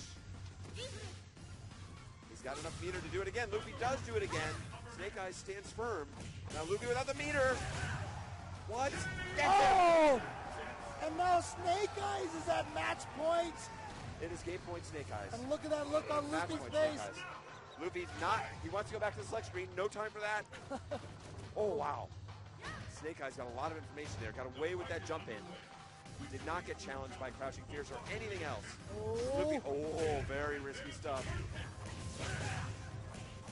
Oh, great challenge by Luffy. Yeah, he is not going down without a fight. He's not going to sit there and get a pile drive. He is swinging at everything that Snake Eyes has, and that's going to get punished. And again, Snake Eyes on tilt here. Says, I got a round to give, and I'm going to go crazy. This is risky stuff. He doesn't have a lot of rounds to give. And now has put himself in a very difficult position, both in terms of meter. Again, landing on the fireball, uncharacteristic. Ooh, okay, and we are down to the final round. down to... Snake Eyes knows he threw that one away. Let's see if he can mentally recover. Who is it going to be? Incredible match going right down to the wire. These two fantastic players. Oh, Snake Eyes with a padded combo. Pushing in. Oh, that's punishable, but he gets away. Yeah. But now he's got to watch out. Rose has a super and an ultra available, so if she throws a fireball, Zangief can no longer jump. Fully stocked. And Luffy still showing a lot of pep here. Not willing to play dead. Focus dash forward to get through that fireball again, trying to bait something. Oh, beautiful from Luffy. Zangief's life. Oh, that's... Oh, what? He traded with it. What? That is a mind blower. Let's see if it puts Luffy on his heels, literally and figuratively. She does have nice heels, but this is match point. This is it. Slight life to advantage to Zangief as he hunts down his prey. Snake Eyes can't feel great about, they can't feel too good about that because Luffy still just a tiny chunk away. Here we go. Look at this. Super again. And the life is now even. I think Luffy with a slight life lead. Actually, it's really hard to tell. Still finding that standing roundhouse pressure. And Snake Eyes doesn't want to bite. Wow, getting swept again. And now eating the fireball. That's going to put him on his heels in danger zone. For Snake Eyes, get boot to the head again. Oh, that's an opportunity. Luffy dancing away. Oh, that's a throw. Luffy has taken out Snake Eyes. Europe is going to continue forward here in this tournament. The guts on that guy. Sending Snake Eyes home. The guts and the crowd giving it up for Snake Eyes. Gotta love his performance. Doing what we thought was the impossible. That is going to be the end for the last American hope. But this crowd, as we've seen, one of my favorite things about the Evolution crowd in the world. I was discussing this earlier with Dylan from NYU. We don't cheer for nationalities. We do, to a point, but awesome always wins. Yes. You see something amazing, it's like, people talk about the Japanese and they like to, the most honorable thing is to play, play honorably and maybe we play to a tie. That's the most exciting result. Americans are all about the explosive victory. The Evolution crowd, an international bunch with a lot of diversity in it. We play for the awesome, which I think is even better. Screw ties. I don't want ties, I want awesome. And that's what this crowd cheers for, and it thrills me to in their hearts. You can see at GamingGeneration.com, you can pick up some official EVO merchandise now. A lot of really cool shirts, great designs here. I love the gold EVO logo right there in the center. That's a sick shirt. I've seen a lot of those around here this weekend. The flat brim cap, also pretty cool. I like the hoodie. That's good stuff. The shot glasses, I think, may come out tonight. And here we go. This is winners finals. This is going to be Bonchan versus Fudo. There are only 3 players left in this tournament, if I'm not mistaken. It is Bonchan and Fudo here in winners finals, and Luffy waiting in the loser side to play against one of these two, whoever loses this match. And I think Luffy is honestly well positioned against either one of these. We saw what he was able to do before against Beilong and make advantage of her stand roundhouse and other pressure techniques. Sagat also get a little heat taken off him, has to deal with Rose's reflex and other shenanigans. I think he's in good shape to take on either one of these guys, but who will it be is to be determined right now, as Japan must face off against itself. Razor Fudo up against Bonchan, famously Daigo's training partners, good friends. Fudo, the Virtua Fighter master turned Street Fighter, before coming as a surprise to a lot of people in his previous EVO victory, but now showing that was no fluke. This guy's for real. And even though Beilong taken down a tiny notch from the last edition, or facing some slight nerfs, Fudo getting it done, making the character his own, playing to his own unique style. Fudo in prime position here to become the second repeat winner of a Street Fighter 4 tournament here at EVO. Of course, the previous Daigo of 2009 and 10. And this is looking a lot like that Gak match we led with. Gak against Bonchan. Bonchan prevailing in that match. Bonchan getting it just as Fudo overextended. Oh, answering back. Finds the throw. Looking for that counter hit. Wow. That's going to close it out. Bonchan looking so clean, so smart. to his credit, Fudo was making him make some hard reads, and you're seeing, look at the level of aggression you're seeing out of Fudo here. I don't know if that's his most preferred comfort zone. I think he prefers to fight as he did against Snake Eyes in a more kind of controlling fashion, but he's certainly capable of the offense. Sitting back against someone with a great fireball game of Sagat, not advisable. Oh, looking for that counter hit combo. Bonchan, we saw again, always getting cornered by Fei Long. He's trying to live in this corner. Oh, risky focus. Oh, That was a tool we saw him bust out against Jack. That standing roundhouse. and that towards and short kick is so important. Oh, here we go. That is exactly what I was getting to. If you find the counter hit with that, you can continue comboing off that. It won't combo if you just stick it out normally. But if you can catch your opponent in the middle, something, you'll get a counter hit, giving you bonus frames, which will allow you to land that ultra combo, which is now giving him the lead. Because you can link off of it too. That's what gives it that power once it connects. Standing short, close it out there, the back and short. Bonchan taking that game very quickly, much quicker than a lot of those fights he had against Gact. Maybe Fudo being a little over-aggressive. Let's see if he makes any adjustments. Either that or Bonchan just feels comfortable fighting Fei Long now, but that's what he fought earlier. Yeah, no, he looked very comfortable in the corner. I've seen him fight out of there before. And with Sagat's current fortunes, that's a place you better learn to be comfortable if you're going to favor this character. Oh, smart stuff. Picking up the punishment, gets the frame trap on those Rekkas.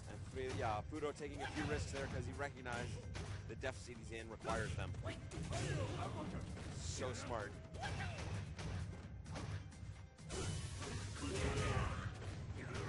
Away. Oh, what a whip punish on that low forward. Pulling his way back out with that EX Tiger knee, going high to try and surprise him.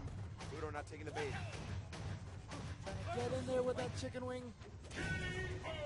Yeah, Bonchan just relentless with those jabs and shorts, saying, stay out of my zone. You can't attack into this area. Attempt no landing here. Oh, that neutral jump. If Fudo had released that focus attack, meant to scoop that up and punish it.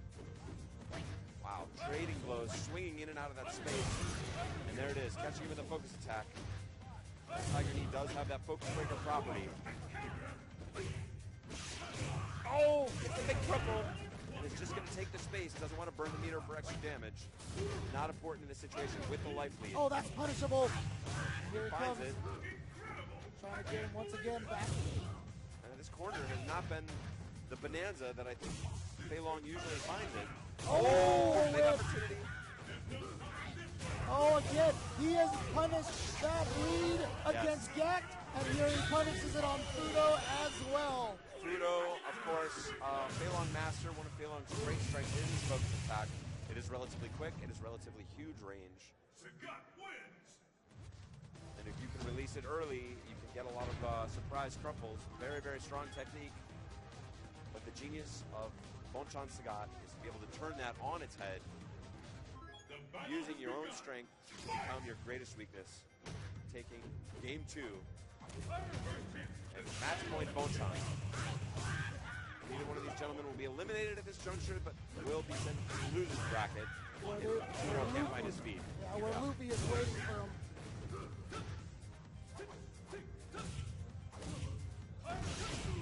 There it Okay. is. Whoa. Whoa, he was going for something fancy, or he just messed up. I'm not sure. Possibly advanced setup, possibly total screw up.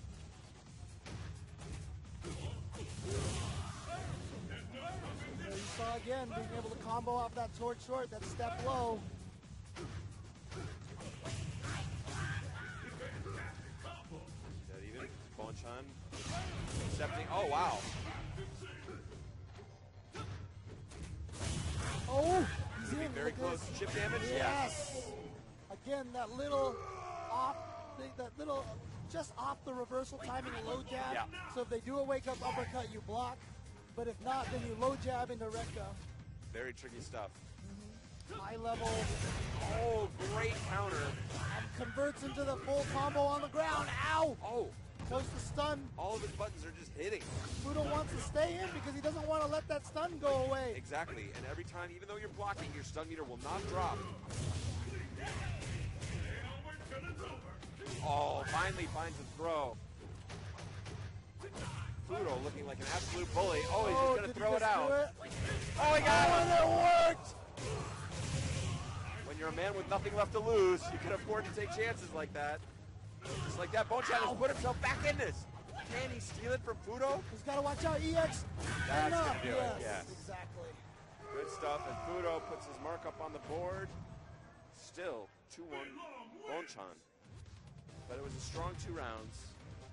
Good aggressiveness, a few right reads. I don't think Bonchan has to really go back to the drawing boards.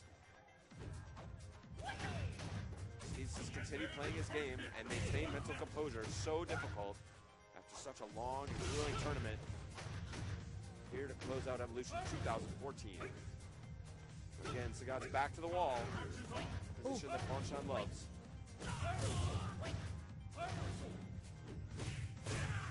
There's that counter hit 2 combo. See how well Fudo's standing right outside the range of everything. But then he threw out that Tiger Knee, caught him by surprise. Catch him in that focus attack. Faking the towards and roundhouse. I haven't seen that in a while.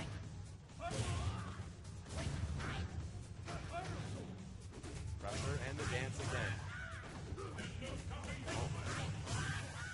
Bonchan waking up.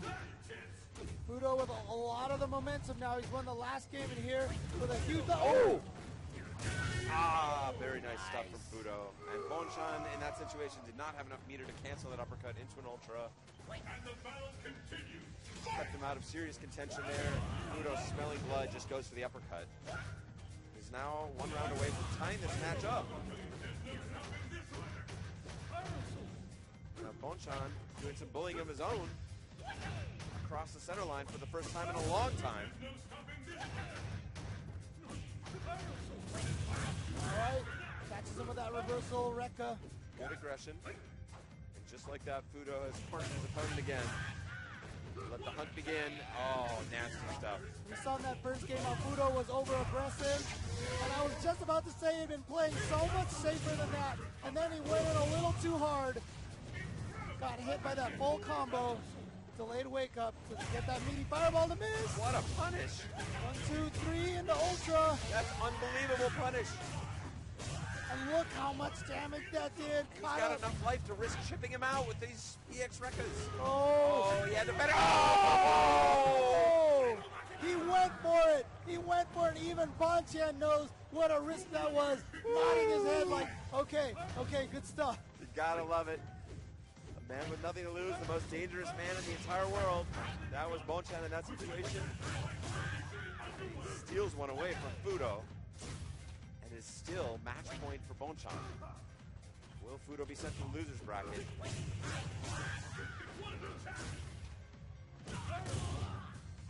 Bonchan wants to battle out. Okay, finds the X Tiger Knee. That's the space he needed.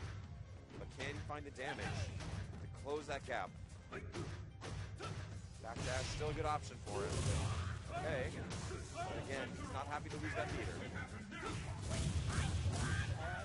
Once again, getting Bonchan into that corner. Trying to apply pressure with the chicken wing. Oh, Bonchan with that brave uppercut. Not a counter hit, so that wasn't going to combo. Oh, no combo. Oh, But he my gets God. it anyway. He's going to go He's for going it. for He's it. going for This is it. typical Link, and he lands it. He got it. Will it kill? Oh, down to the last pixel. Bonchan will eliminate. Now he takes it. Bonchan is in grand finals here at Evolution 2014. Over Fudo just like that. Incredible stuff. And this guy who they treated as a villain, there's a crowd on their feet cheering for him. They gotta respect it. Oh man. Fudo's gonna have to hold that L and sit back down as Luffy strides to the stage. Luffy on a roll. The rolliest roll of any European here at the Evolution Championships. First European to place top 8, now first European to place top 3. I'm sure he'd love to be the first European to place top 2. I'm sure he'd love to be the Yes, I'm first sure that's where European. his, Yeah. but his ambition's in there. Yes, He's like, look, top exactly. 2, I don't, it's my first top 8. Getting first seems a little over-aggressive. I'd like to hold it at top 2. Said nobody ever. Exactly. No one's ever satisfied with making it just far enough. Luffy has been on an absolute tear. He's been playing some incredible Street Fighter, a real testament to his scene and everybody back home in France. So on the heels of this World Cup and sort of the unity that's brought to the planet and the salt that it's generated all around the planet, happy to see such a great international field here and Europe holding it down again. Definitely shout outs to all the European viewers who are at home right now or at work watching this. You're going to not be so productive at work tomorrow, but cheers to you for staying with us. Some hot action to close it out. Interesting fact about Fudo here. He's actually 42. You can believe that. Wait, no. Yeah, that's a total lie. I just made that up. Yeah, I had you for a minute there. No, you totally have it. I still got it. It's the Asian gene, I mean, come on. You should know better than to buy that malarkey. Nobody knows that I'm 56, right? So. He does have a baby face, but the heart of a cold-blooded murderer. Razor Fudo up against Meltdown's Luffy. France versus Japan. Countries have a lot of affinity together. Manga, anime, and they seem to have some simpatico feelings towards each other. A lot of respect, for France in the Japanese culinary traditions, and even beyond that, to see some of those influences appear in their movies and whatnot. Similarly, France. One of the interesting things I found, I've spent a fair amount of time there. I've probably been in France 6 or 7 times. Okay. Even in their traditional sort of bookstores, like a Barnes & Noble-ish kind of experience, huge manga section, and it's one of the most popular stores, parts of the whole bookstore, featuring a lot of Japanese stuff translated into French. So there's some sort of simpatico history between France and Japan. They're into each other. It's a mutual adoration society. There's a nice handshake, but one of them going home after this. One of them will face Bonchan. Here we go. This is to determine who gets third place and who has the chance to try to take out Bonchan, as you just said, in grand finals here at Evolution 2014. Saw Luffy dismantle some Fei Long earlier with those long mid-range posts and the fireball pressure. Fudo, one of the most dangerous men with Fei Long's focus attack. Oh, I like the challenge. Oh, that time he stuck nothing out and was able to counter the low fierce. The Rekka front. And now, cornered Luffy is not a happy Luffy. Oh. That is such an ugly combo. It's just 2 hits, but it feels so painful whenever you get hit by it. Luffy without the ability to backdash and too afraid to jump in. Too much respect. But he does have the life lead and now has found himself back towards mid-screen, which is a happy place for... Oh, surprise! Goes for sort of an interesting reset there. Pays a little price. Nice counter hit setup from Fudo. Oh, here comes the orbs. Did he catch him in a torch dash? No. Wow. Oh, Guts on Fudo. Oh, no, he's not going to cancel. Because he knows Fudo probably knows it's not a true block stun. Oh, my God. Rose, Luffy does not want to, I was saying, didn't want to burn the meter to try and go for an easy kill in that situation. Showing a lot of restraint, very dangerous. Did eat a few Rekkas, but able to close out that round 1. Yeah, maybe Luffy was aware that, low strong in the Soul Spiral is not a true block string. That is correct. And maybe he was thinking that Fudo was going to try to draw out a Desperation Ultra in between, trying to bait that out. Another nasty looking combo. Luffy slowly away. He's got the meter, he's going to super! That was a crazy move from Fudo, going for that in that situation when Rose is at her max capacity to punish. And just like that, Luffy all over Fudo, who mainly on his heels from that Bonchan steal. And Luffy is playing, honestly, I feel like in general, over the past year, he's been playing some of the best Street Fighter I've seen in his life. I don't think I've ever seen him look stronger than he is right now here at the Evolution 2014 almost the grand finals. Yeah, sometimes, on just the right day, you wake up and suddenly you're Superman. Yeah. And everything goes, it's like you're Neo, you can read the Matrix, And that's how Luffy is playing right now today. You can see the code. Good pressure in the corner. Oh, trying to bait out in advance. I saw reversal. He did something. Wow. And I love the bravery here from Fudo, not willing to surrender, not saying, I will not just walk back. I am going to challenge those orbs, and that is going to be critical as this match goes on. Oh.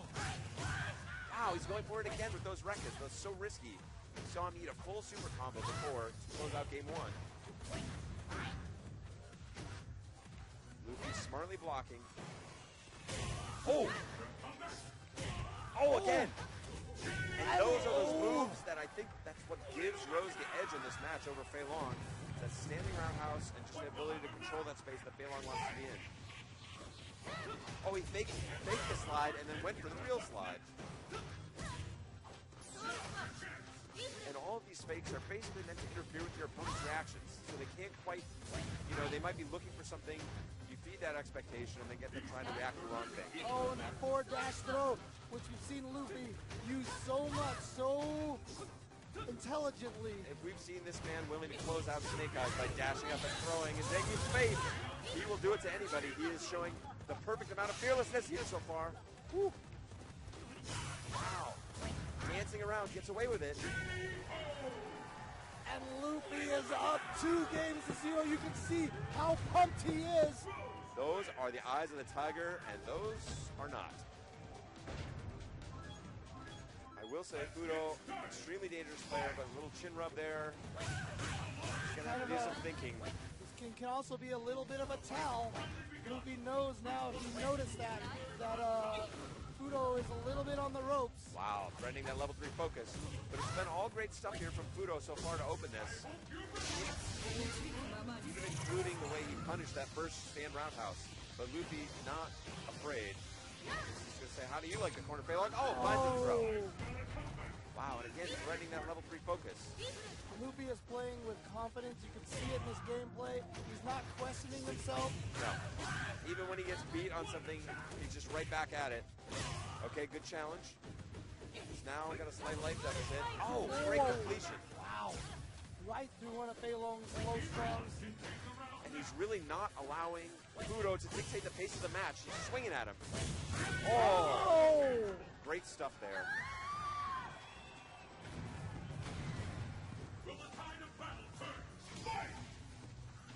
And again, Fudo stalking Rose.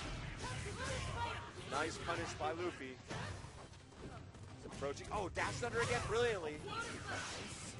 Fudo's seen that from Rose before. And Luffy gets caught. An errant focus. Oh, nice adjustment. Right through there. He's going to get a ton of damage off of this. Raw Ultra, Razor Fudo sliding right through that fireball. Maybe that's going to put Grip in Rose's stride. Now she's going to fire off her own Ultra. Did Fei Long take the bait? No. He just wants to walk up block. Yeah, just get rid of the orbs. Get rid of his ability to cause the pressure. But he's not safe yet. One low strong in the Soul Spiral will. Oh! What? Again? Again! The guts on this guy! Luffy is playing on fire. He's playing out of his mind. He is going absolutely ham, and this is a great way to challenge Wet Blanket's sort of wallish style. Fudo creates this absolute wall, this impenetrable smothering effect. Luffy all over him so far. Good overhead, nice throw. Fudo's switching it up here, showing a little more offense. Luffy very happy to get that. Forced to switch it up. Oh, bottom top, no counter hit possibility yet. Fudo with just barely a life lead. Wants to get in there, just see if he can steal that back. And Rose still approaching a full super again. Any combo here will lead to super! And just like that. To kill, but he's in a great position. Oh, yes, Luffy! Luffy has made it to Grand Finals, the fight against Bon Chen. And we will have a brand new Evolution champion here in the 2014 largest Street Fighter tournament in the history of the game. Luffy standing at the top of the pack Luffy will be battling out of the loser's bracket, which means, for those of you not familiar with the double elimination bracket, Luffy has lost once. Bonchan has not lost at all. So Luffy must win the first set, 3 out of 5, over Bonchan. Then they will each have 1 loss, and then the winner of that next set will decide the champion of this entire tournament. Again, the largest conglomeration of international players ever, the largest conglomeration of together to celebrate fighting games, to celebrate competition, and to aim for that title. A couple of interesting things here. By Luffy taking this, he has guaranteed that in all 5 Street Fighter 4s, it has been a Japanese player and a non-Japanese player. We have never had 2 Japanese players in grand finals. Interesting. It's been Justin Daigo, Ricky Daigo, Latif and Fudo, Infiltration Gamer B, and Shen and Tokido. Wow. So there you go. Way to rattle that off, James. I'm impressed. Yeah, he's kept that streak going. Secondly, other interesting thing is, who's the other best player from Europe that we are aware of? Ryan Hart. Absolutely. Who also has a very, very mean Sagat. Luffy has taken Ryan Hart out of a few tournaments. These guys constantly beat each other at events. So you got to imagine Luffy feels very comfortable going up against Sagat. I like this. The revenge of, possibly the revenge, the Japanese national pride coming out there. And even though Bonchan was able to take Fudo down, Fudo there with maybe some words of advice up against Luffy. He's probably saying, bring it back to Japan. Bring it back to Japan. You should win rather than not win. Thanks for the terrible advice. I really am excited by the confidence that Luffy was playing. Those ridiculous 3 EX Soul Spirals in a row, finding Patered every time. You got to respect the confidence of a man who wears his own name on his shirt. He's got Luffy right there on the front. Maybe that's just to avoid confusion. Like, whose shirt is this? Yeah. Oh, it's mine. It's Luffy. You can't steal it that way. Yeah, it's very difficult to steal Luffy's shirts. And how very appropriate it seems we are going to be heading towards the volcanic rim.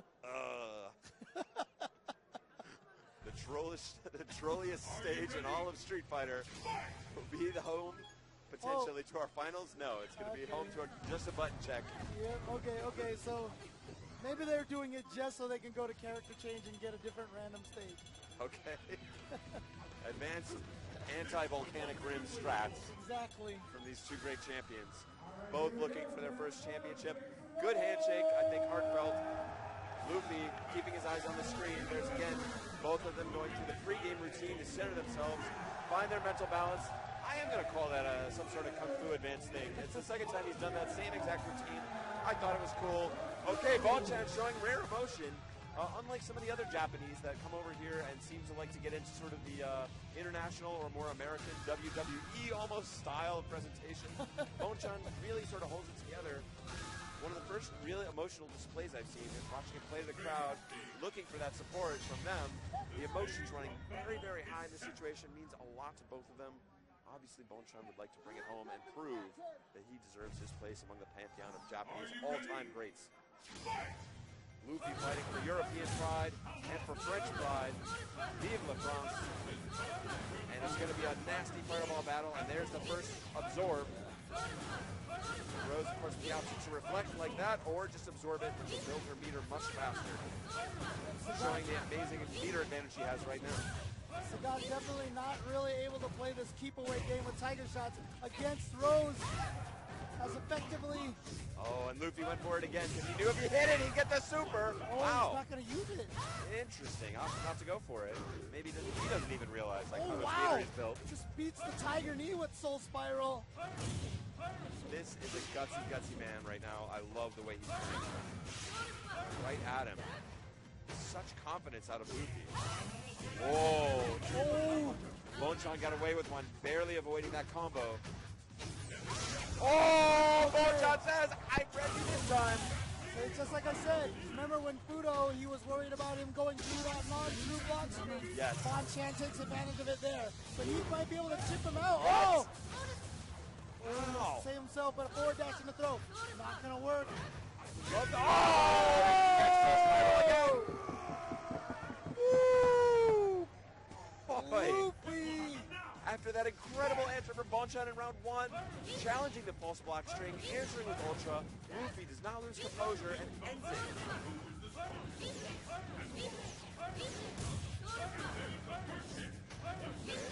The reflex. Bonchan can't be happy with this mid-string game just because of that meter advantage, even though he is getting some slight shots in here and again. Yeah, but he doesn't even have the life lead. No, it's a very disappointing result, yeah. He's controlling the match, but not winning in life or in meter. Well, he does have a life advantage now, but look at all this meter that Luffy has. One of those is going to get it. Oh, wow. That Tiger just thread the needle, that Tiger shot. Okay. Oh, I thought he had a better counter than that. Such aggression, and there it is.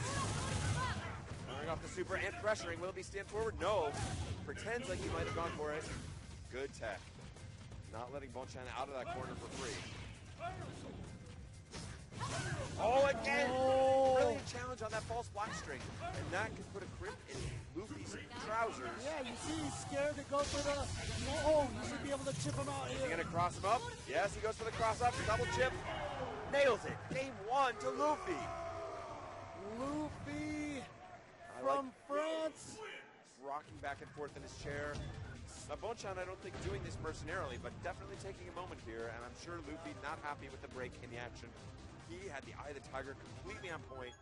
Started this bracket, started the top 8 in losers, has battled all the way back here to grand finals. Luffy is playing the matches of his life. Following the path of the Evolution tournament itself, we started at the bottom, now we're here. And Luffy get it done, being our first European champion. We're going to see a lot more. He's got a long way to go. He's got to win those 2 sets, remember. Gets him to land, and a great completion, juggling him off. Yep, that's definitely a new addition in this game. Weren't able to juggle that in that situation before. Bonchan's doing his hardest to sort of try and vary the speed and timing of the fireballs, trying to catch Luffy in a mistake. Luffy not making any yet so far. Oh, again! Oh! That's been the difference every time. He's getting basically a free super. I think Bonchan really needs to make some sort of adjustment and not be as consistent to play this fireball game. He's going to have to ratchet it up because Luffy is really getting the best of it. Okay? Little opportunity. Okay, there it is. He's altering the timing a little bit, trying to make it a little bit more ambiguous.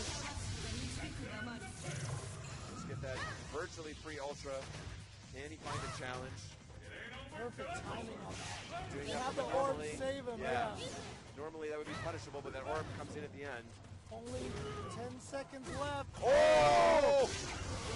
This is going to give him the lead and knock a lot of time off the clock. What's Luffy got in the tank? Here he comes. What? Oh! He gets him with a throw! Oh my God, at the last microsecond! The buzzer beater from Luffy. Wow. 3 straight rounds for the Frenchman. Oh, caught him there. The active frame is very long on a lot of those reflects.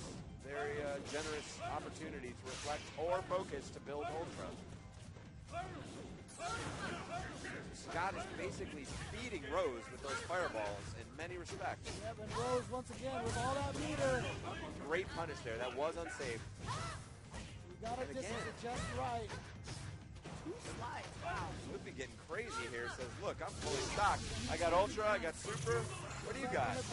Oh, with the reflex, so salty.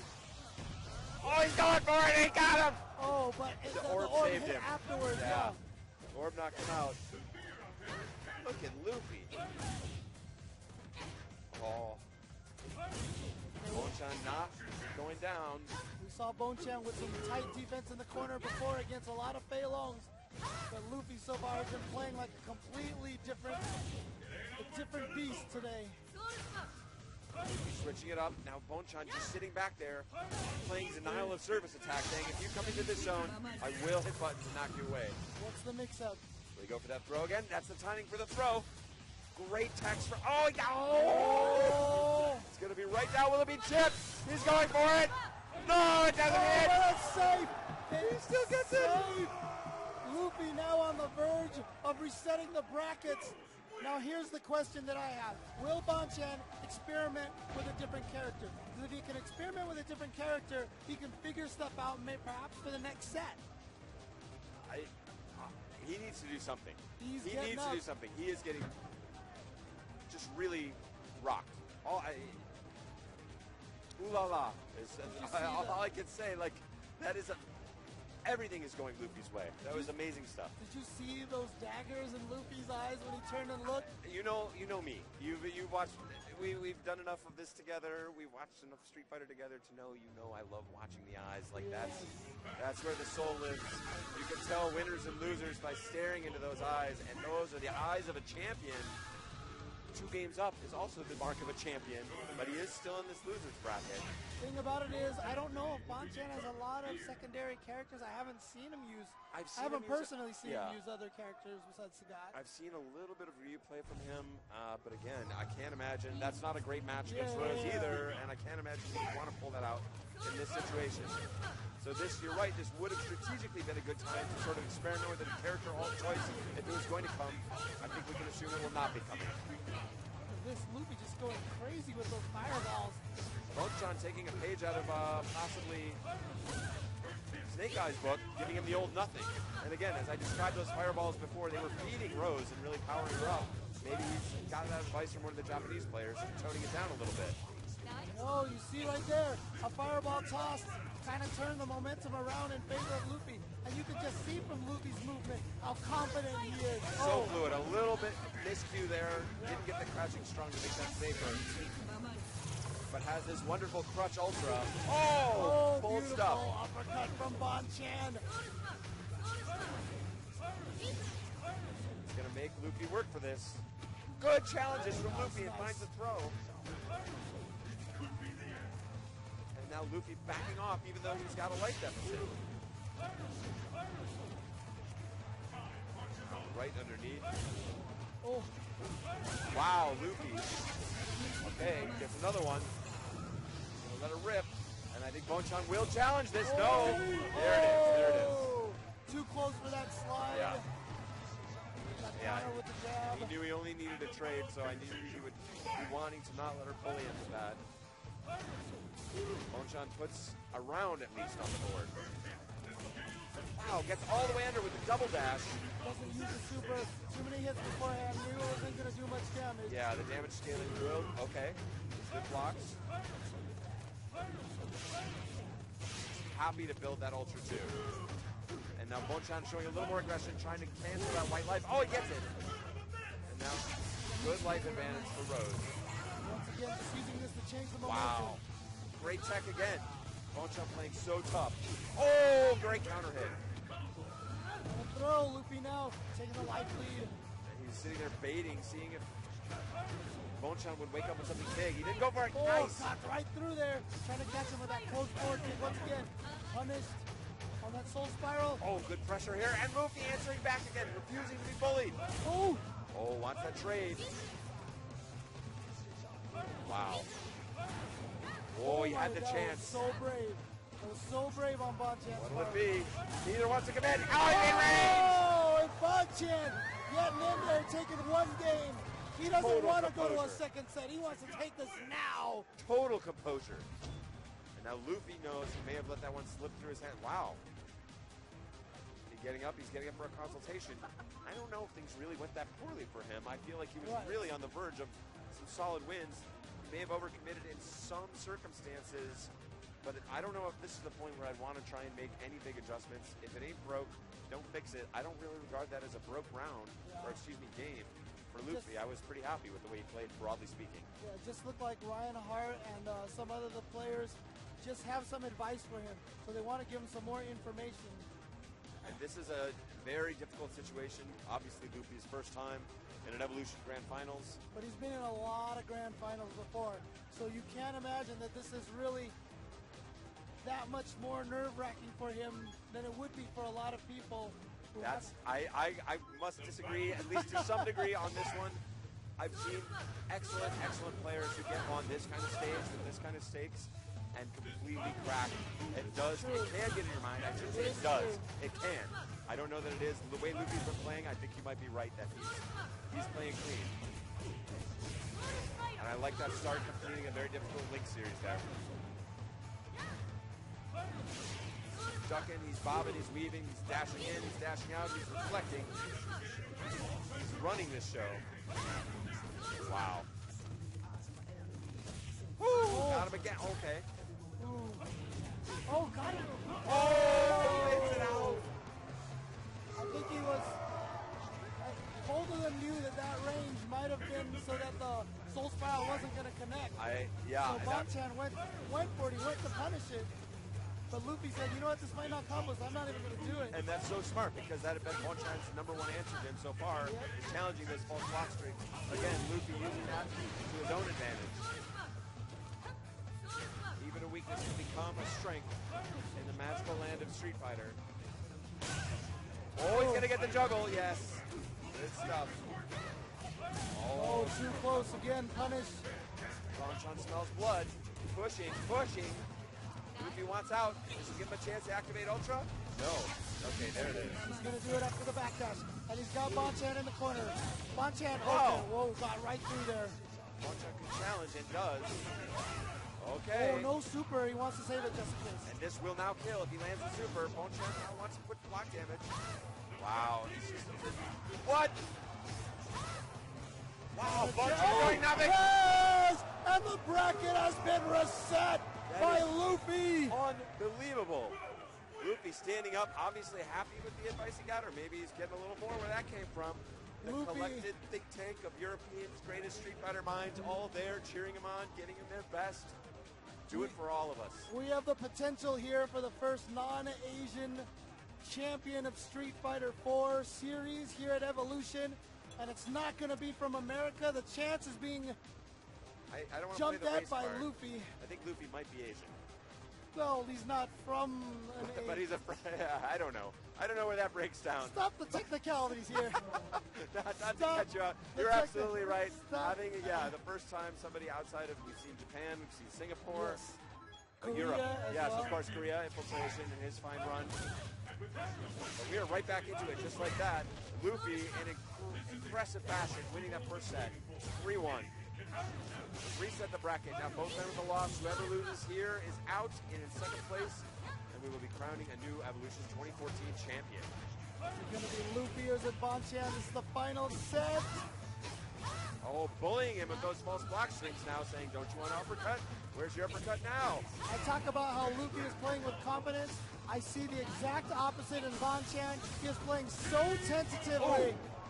Oh, and that's exactly how. It's because his windows of opportunity with those false block strings, the counter ultras, Luffy has now turned those on his head, saying, you don't even know what I'm going to do. Maybe I'm just going to go for this dumb false block string that you could punish. Maybe I'm going to try and bait it out of you. Oh. If all else fails, jump in with the hard kick. Good option selected from Bonchan to catch the backdash. Oh, he he's can going to trade get off the juggle. that. Yes, that's actually advantageous for Sagatsu. Trade. Was he hitting a button? No. No. Stand strong. Good throw attack. Oh, Bonchan with a strange choice there. But nice wake-up grab. It looks like he might be able to close out round 2. Yes. Smart stuff. Reflect on that range. Too slow. Luffy might have been able to super through that, but he wouldn't have killed, and he wanted to play it smart, take it into round 3. But this is a new day, and as strong as Luffy has looked, that doesn't mean anything unless he's able to get that win here. Oh. Nice counter poke, but doesn't complete. He's looking too hard for super here. That's my only concern. His game is so strong apart from the super. Oh. And right now, Bonchan's fireball game is looking really strong. Great timing on those. I want to see the old Luffy, the dancing Luffy. The Luffy focused entirely on the super is not effective here so far. Okay. There we go. It's a forward throw. Activates Ultra. Going to trap him in the corner with those orbs. And he's just trying to erase him. Almost gets a counter hit. Not quite. Orb still circling. Yeah, both of those Tiger sets him through. Rose actually blocked it before the orbs were able to. Oh, nice counter. Oh, we got him that time. Oh, That's the gonna be it. super! Not gonna kill, but it's very, very close. Oh, wow! He says, no, I will not be eating block damage. You get him in the back dash. No! Luffy goes up 1-0. He has taken the lead over Bonchan, working 2 games away from becoming Evolution Champion of 2014. Look at this confidence. That was such a smart challenge for Bonchan. He knows he needed to lay it on the line. He threw that ultra. Roses love backdashing. Loopy, too smart. Another perfect read, earning that game 1 victory.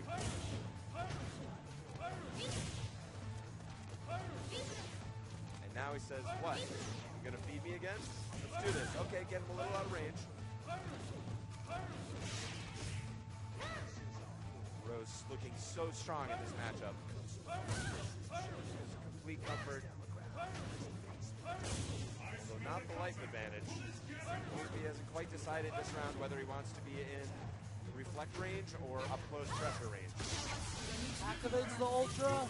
Gonna use this once again for pressure. Oh, shows him respect and then says, fine, you don't want to back off? Oh, wow. Again, the reversal uppercuts from Bonchan paying off. Oh, and Loopy going right back in on him. Man, I am loving Loopy today.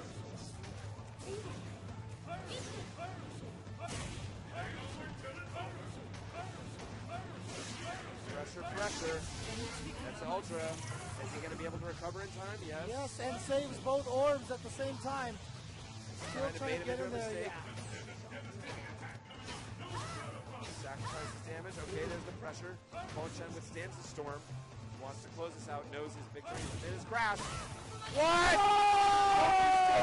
Oh! Loopy's reads have been immaculate in this top 8. Everything that he's done has worked exactly how he's planned it. Stealing that round from Bonchan. Bonchan has to feel rattled right now. Let's see if he can make a recovery in this situation. And I think one of the things that has to be most troubling for him is he hasn't quite been able to find a complete sweet spot of where he really wants to be. Yeah. Although he's definitely got it working this round. Just straight, standard kind of offense and the corner pressure. He's getting a lot of work done. But it's about finding that consistent range, that consistent overall battle plan, and I don't think that's quite come yet for him. It's been more limited to one-off shenanigans and really bold, like, singular plays. But I think that could be enough to close it out here. Yes. There it is, right there. But even there, wasn't even able to get a perfectly clean uppercut. Still, though, he'll be very happy to take that round. Puts one on the board after a relentless assault here from Luffy so far.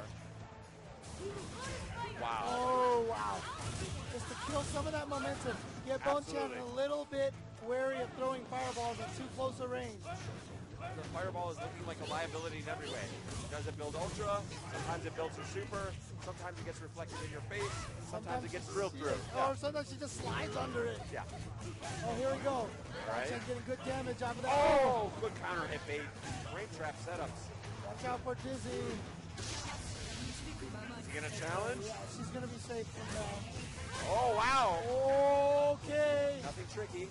Showing respect. Get it, that's enough! Loopy is up 2-0 over Bonchan. You can see the despair on Bonchan's face, but Loopy not even shaken. The confidence in his face. Bonchan definitely knows. He is in deep, deep trouble. And no character change. Bonchan says, I'm going to do this with Sagat or nobody. Good start here for him. Watching a champion come out of the loser's bracket like this would also be an incredible feat. Bonchan's winner's advantage already evaporated, and he's down 2 games to none against the French master Luke, playing as the Italian Rose. True representation of Europe. Nice throw and got him into the corner, so he's going to have a nice pressure game right now. And he's always trying to erase those. Dancing forward and great challenge there. He didn't eat any additional trouble. Oh, wow, out of range. Beautiful. Challenging again. Bonchan playing so smart, using those great reactions.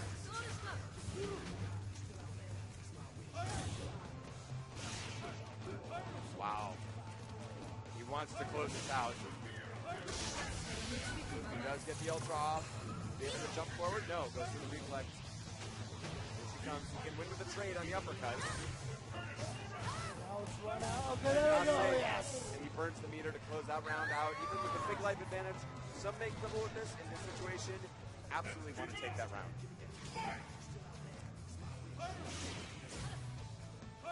Another great tech. Luffy gets an early hit if he just decides to burn the entire meter on the super or not. And great block there after the side switch. Tiger knee. Luffy a little bit out of his zones here. Could it be that Bonchan has finally found his spot? He's going for the tricksy stuff. Oh, good stuff from Bonchan finding the throw. That is Rose's fate. Oh, good damage. And now he's got Luffy in the corner. Oh, but again, a backwards throw. This is not done yet. Fakes the level 3 focus. Now we're going to dance in. You won't take the bait? Fine, I'll walk up and throw you. And you can predict the timing of his walk-up throws occasionally based on the position of the orb. Oh, beautiful neutral jump for Bonchan. But remember, he did this last time, brought it to 2-1. Exactly the same situation. Right. Yeah, and he played a solid third game to take it back, after which Luffy completely blew him out of the water. So let's see if Bonchan can maintain this momentum. And again, I felt like he had just the beginnings of like an interesting strategy there towards the end. Seemed to have found his position, his pace, his spacing. I don't know if he's going to be able to maintain here. And it's going to be match point again for Luffy. Match point, tournament point, evolution point. Fighting for Europe, the largest Street Fighter tournament in the history of the planet. Japan versus France. And there's challenging again with those false block strings. Bonchan not taking the bait. Good pressure. Luffy seems all right in the corner here so far. Oh, nice little counter with that Pierce, but getting right through there. Trying to jump over, couldn't quite get it. Bonchan, yeah, the story so far to me has been his survival of all these throw games from Rose. He's had a combination of great techs and straight up counter throws. He's also not giving anything up to this Ultra 2. Very rare that he gets hit by that for as many as those we've seen from Luffy. All right, got 2 hits because the first one was... Oh, got him again. There's the big challenge, and it's going to be right in the face. Good attack. But Bonchan smells it. He's closing in. Luffy answering back. This is a critical first round. He burns the meter. Too far. Oh, Pierce. Luffy on evolution point. So close. That was so close to being counter hit. Will he be the first non-Asian-born player? Sorry to mess you up there, James. Thanks, Seth. That's what we're here for. Luffy, an incredible achievement. Already. Oh, and is that going to be, yes, in the front, dancing away, misses the counter hit. Bonchan. Punish him.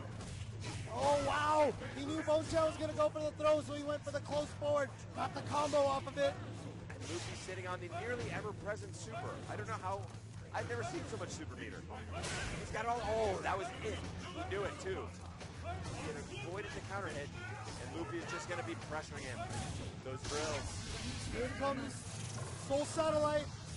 Oh, no! Ooh, too far. Wow. Luffy gets the throw. Here we go. Just a tiny chunk of life left. Oh, battles back. No. Bonchan trying to close the door. Trying to keep him out. Needs the reflex. And Luffy uses some meter for an EX Fireball. So no more Soul Spiral into supers. But Bonchan also out of meter. Oh no! Oh no! Luffy! Luffy has done it! He has taken Evolution 2014! Unbelievable! It is France. It will be your champion over Japan. Wow! Incredible stuff. I have not seen domination like that ever. So many great players. Walked over Fudo. Mushed Bonchan. He only got 2 games off him. Coming straight out of the loser's bracket. He took out Momochi. He took out 5 Japanese players before that. A lot of times people say, oh, he had an easy bracket. He had like one of the hardest bracket ever. going through all those guys, including Snake Eyes, having a down-to-the-wire match with Snake Eyes, and Luffy has taken it Evolution 2014 from Europe. I gotta say, yeah, Japan on notice. And also, Yes. one of the greatest American players ever, soundly defeated by this champion. This guy has earned it the whole way. Vive la France. I'm hoping that some of his countrymen have stayed with us into the wee small hours to witness this history-making victory. And again, 3 years in a row, Japan took it, Daigo Fudo, and now 3 years. Seeing the challenge again. Yep, from